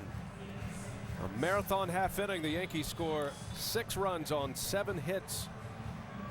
And the itsy bitsy spider doing all that work. There was no Webb there when that inning began. Now it is there. And not Charlotte's Webb, Burnett's Webb tonight. Yep, A.J. Burnett. 5 2/3. He is in line for the victory here tonight. Lost in all of the offense. 10 runs on 12 hits for the Yankees now.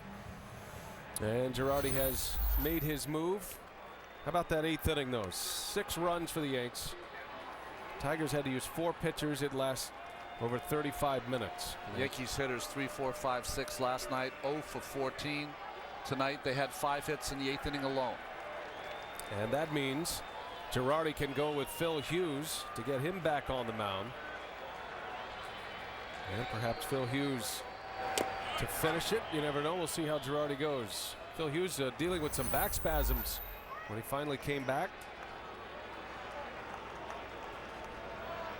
A regular season to forget, but perhaps a postseason to remember for Phil Hughes.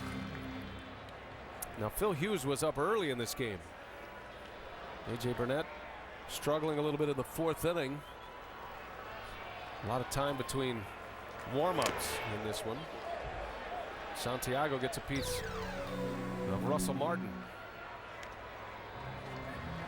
It's a foul ball off the bat of Santiago. Doesn't follow through on that ball right off the top of Martin's knee. Just like Avila on the other knee. That has to be, for a manager at this point of a ball game, in a 10-1 game, your greatest fear, to lose a player to injury, but especially to lose a catcher, especially two catchers like this, very good catchers. 10-1 game. Martin still blocking the ball in the dirt.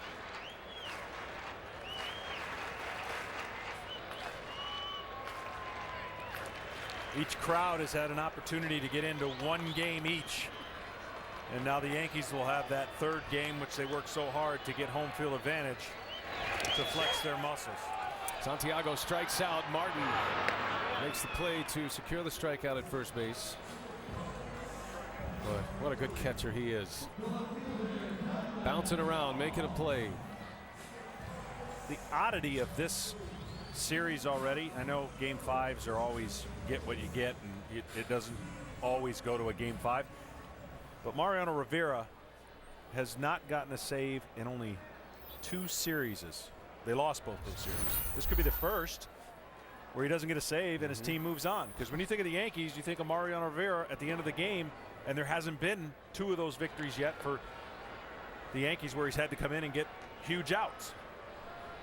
Rivera finished off game 1. Didn't take him long. 3 pitches to end the ball game at a 9-3 Yankee win. That was Nova's victory. And a 9-3 Yankee win in game 1. Tigers winning the middle 2, and a 10-1 Yankee lead here in game 4 as Young lifts one high in the air, playable. Chris Dickerson makes a catch. 2 outs.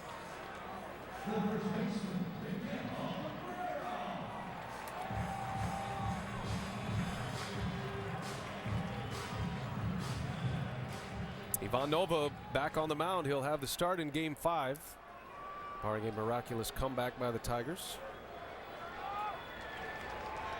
And Doug Fister for Detroit.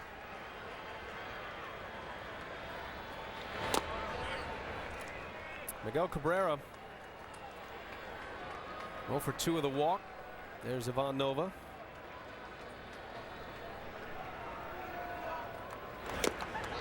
Before this game got out of control, much of the good pitching was done by Burnett and Soriano, 2 players that have been burdened by heavy contracts, but a little redemption here in their 166th game. Now, you guys brought that up, and having been on the mound in moments like this in the postseason, that you have that opportunity of redemption. Baseball is a great game for redemption anyway because there's so much failure. But for Burnett and Soriano, both in the crosshairs for a good part of the season, this is going to be a good memory for Yankees fans to latch onto, that they could push their team to game 5 and help the Yankees return to Yankee Stadium and have a chance to move on. Cabrera strikes out Phil Hughes. 10-1 Yankees. Tigers coming up, bottom of the 8th.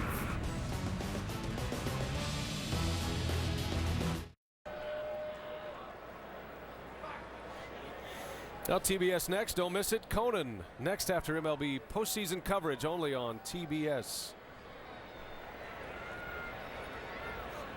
10-1 our score. The Yankees score 6 runs on 7 hits in the 8th inning. And put it away here in the 9th. It's Chris Dickerson getting his first postseason at bat. And on the first pitch, he's out. 1 away. Well, Ryan Perry trying to finish it out here. We said it early. Both teams are set up for whoever can win this series. They're set up to have their aces start the next series. CC Sabathia, of course, for the Yankees, and Verlander for the Tigers. But I think what, Ron, is even more important, the Yankees could not win the World Series with just 3 starters. They do need a 4th starter, and maybe they may have found one today. I mean, confidence has to be very high for A.J. Burnett, who pitched wonderfully. The manager's got to have a lot of confidence in him after the effort tonight. I mean, it's hard to go in a start where everyone feels like you're going to fail. It is, and he's had to deal with that more than anybody else that we can think of. He's put himself in that position. Yes, he has. Montero, that is a foul ball up the arm of Benabi. And I think sometimes you can misread somebody's body language. Yeah. And for AJ, he just doesn't, he's not very demonstrative. We all know him for the pie in the face and, you know, liking to have fun. And when things are going good, that all seems well. And when it's not, it looks bad. It's like golf clubs on the road, John. For some organizations. No, but we were talking about before, Robinson Cano early in his career thought that he was nonchalant playing, but that's part of his style. And now that he's established himself, we call it silky smooth. Montero, a sinking line drive, a base hit. Well, Jesus Montero, he gets 2 postseason at-bats, and he delivers with 2 hits. This guy's going to be a good hitter. The Yankees are very high on this 21-year-old. The guy now on the Yankees used to be my teammate Andrew Jones, had that little smirk that looked like he didn't, it just was a mannerism that wasn't indicative of how he just did everything so easy, and that little smirk was like, I can't believe I just struck out, or I can't believe I made an out. Bouncing ball to short, Peralta to second. Santiago turns it for the double play. Inning over. Last call for the Tigers. 10-1 New York.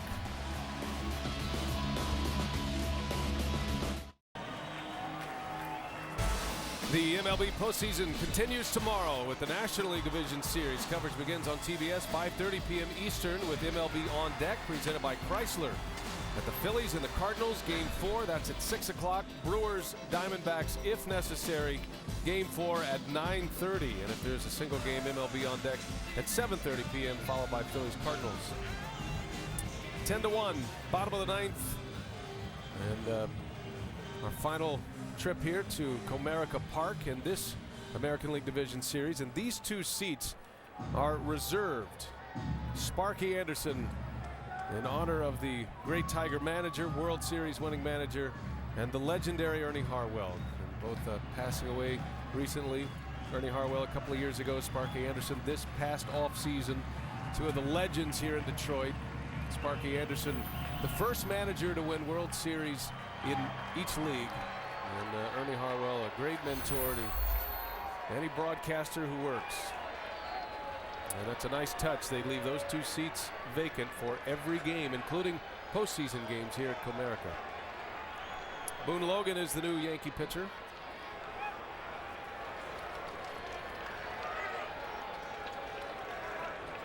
This is the first postseason, of course, without Sparky Anderson and Ernie Harwell being a part of it. The Tigers still wear that patch for Sparky Anderson on their right sleeve. Matter of fact, 2 teams wearing a Sparky patch this year, the Reds and the Tigers. Well, Sparky Anderson was just a great manager, great character, great person, just so positive.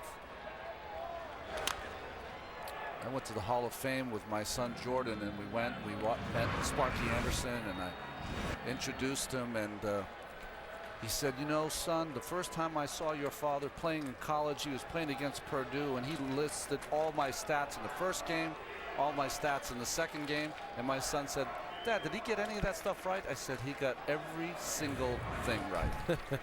They had a great day for him, a ceremony on June 26th. The Diamondbacks were here in interleague play. And great moment for Kirk Gibson, Alan Trammell to be here for that, and certainly scheduled that for those 2 while they were here. He won that World Series with the Tigers in '84, part of the Big Red Machine. with the Cincinnati Reds in the mid-70s, into the Hall of Fame in the year 2000. Passed away November 4th. This past off season. And his protege now managing a postseason team, Kirk Gibson. Martinez says it hit the bat. Iasonia disagrees, and it's a strikeout for Boone Logan. You know, Brian, I know you have your own stories of the great Mr. Harwell, but the first time I ever met him was at old Tiger Stadium, and I got to the park early. I'd played my whole career in the National League, finally in the American League. I get there. He comes into the locker room, shakes my hand. He said, "I've always wanted to meet you. Have you ever been to Tiger Stadium?" I said, "No, I haven't." He said, "Would you like a tour?" Wow. I said, "Yeah, I would." And that's the kind of person he was. Yeah, he was a great man, and it's hard to believe because he's a Hall of Fame broadcaster, but he was a better person than he was a broadcaster, and he was historically great as a broadcaster and the voice of Detroit baseball for so many years. That deep baritone voice. Now we miss him. You grew up listening to that voice, didn't you, John? I did. Set my alarm on the West Coast when I'd have to go to school and get about 3 innings in before I fall asleep. Ryan Rayburn fouls one away. Rayburn getting an at-bat here in the 9th inning. Ernie Harwell into the Hall of Fame in 1981. He was here in Detroit 42 years. Got his start. He was actually traded for a player. He was filling in for Red Barber, the Brooklyn Dodgers. He's the only broadcaster ever traded for a player. Every broadcaster wants to be traded for a player, but he was the only one, Ernie Harwell. I'm looking at us three so far. Play-by-play guy, I guess. You got one of those calls he would make on like a strike 3? Can you do one for us? I don't know. Have to see. I think my favorite Ernie call as Rayburn strikes out. Didn't work in an Ernie moment. Had he taken that for a call strike 3, what would it be like? He would have gotten him for excessive window shopping. That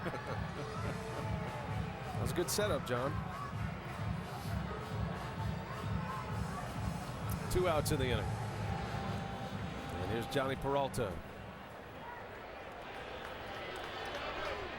Well, they will wake up and know that there is a Game 5 Thursday night, 8 Eastern, right here on TBS.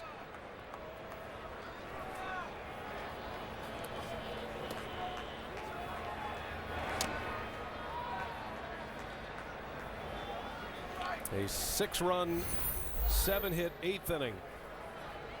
Yankees brought 11 to the plate in the 8th inning and put this one away.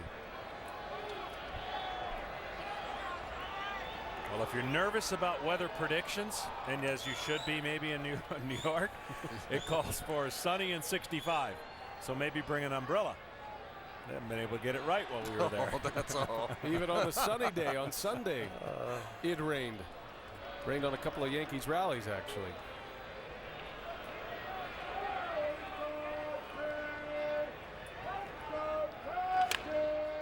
Peralta fouls one away. A ball and a strike on Peralta. Tigers down to their last out. Doug Fister for the Tigers will try to pitch him into the LCS in the American League. And it'll be Ivan Nova for the Yankees. The rookie right-hander. So impressive. Finishing up game 1. He had an unbelievable year, and you know, you got to tip your hat to a guy who had to deal with some circumstances of going down, and probably in any other club wouldn't. But it's going to be real interesting to see if it's a tight ball game how he does, because he has pitched better than anybody with the lead and fluid motion, and just doesn't seem like anything bothers him. Also in that game at Yankee Stadium, you didn't have to take the mound first. You know, Fister had to take the mound, let him kind of get his emotions around that, but starting the game is going to add to those emotions. Strikes out the side, does Boone Logan, and that is that. The New York Yankees on an elimination Tuesday will see a game 5. Big offensive outburst by the Yankees. They got a crucial start from A.J. Burnett, and the Yankees have to feel great headed back to Yankee Stadium, where they play so well in their comfortable surroundings, and they have a chance to advance. They keep their hopes alive in 2011. Impressive win by the Yankees, John. Yeah, very much so. And A.J. Burnett is going to get a lot of that props as he kept his team in it. First inning could have got ugly. Great defense behind him. But more importantly, between Larry Rothschild and him, they made an in-game adjustment you don't see too often. And what an adjustment they made to keep him going. Well, think about it this way. Curtis Granderson only had one hit. He probably had the most important play in this game in the first inning. Just two amazing catches. The one in the first inning with the bases loaded over his head saved Burnett at least 3 earned runs, and was the difference in the game. As we send it down to Tom Verducci. Tom? Well, Curtis Granderson in a 10-1 game, if it's possible to qualify for a save, you may get one. Ending 2 of the first 6 innings with catches with a total of 4 runners on base. Take us through those catches, starting with the first inning. Bases loaded, Don Kelly at bat.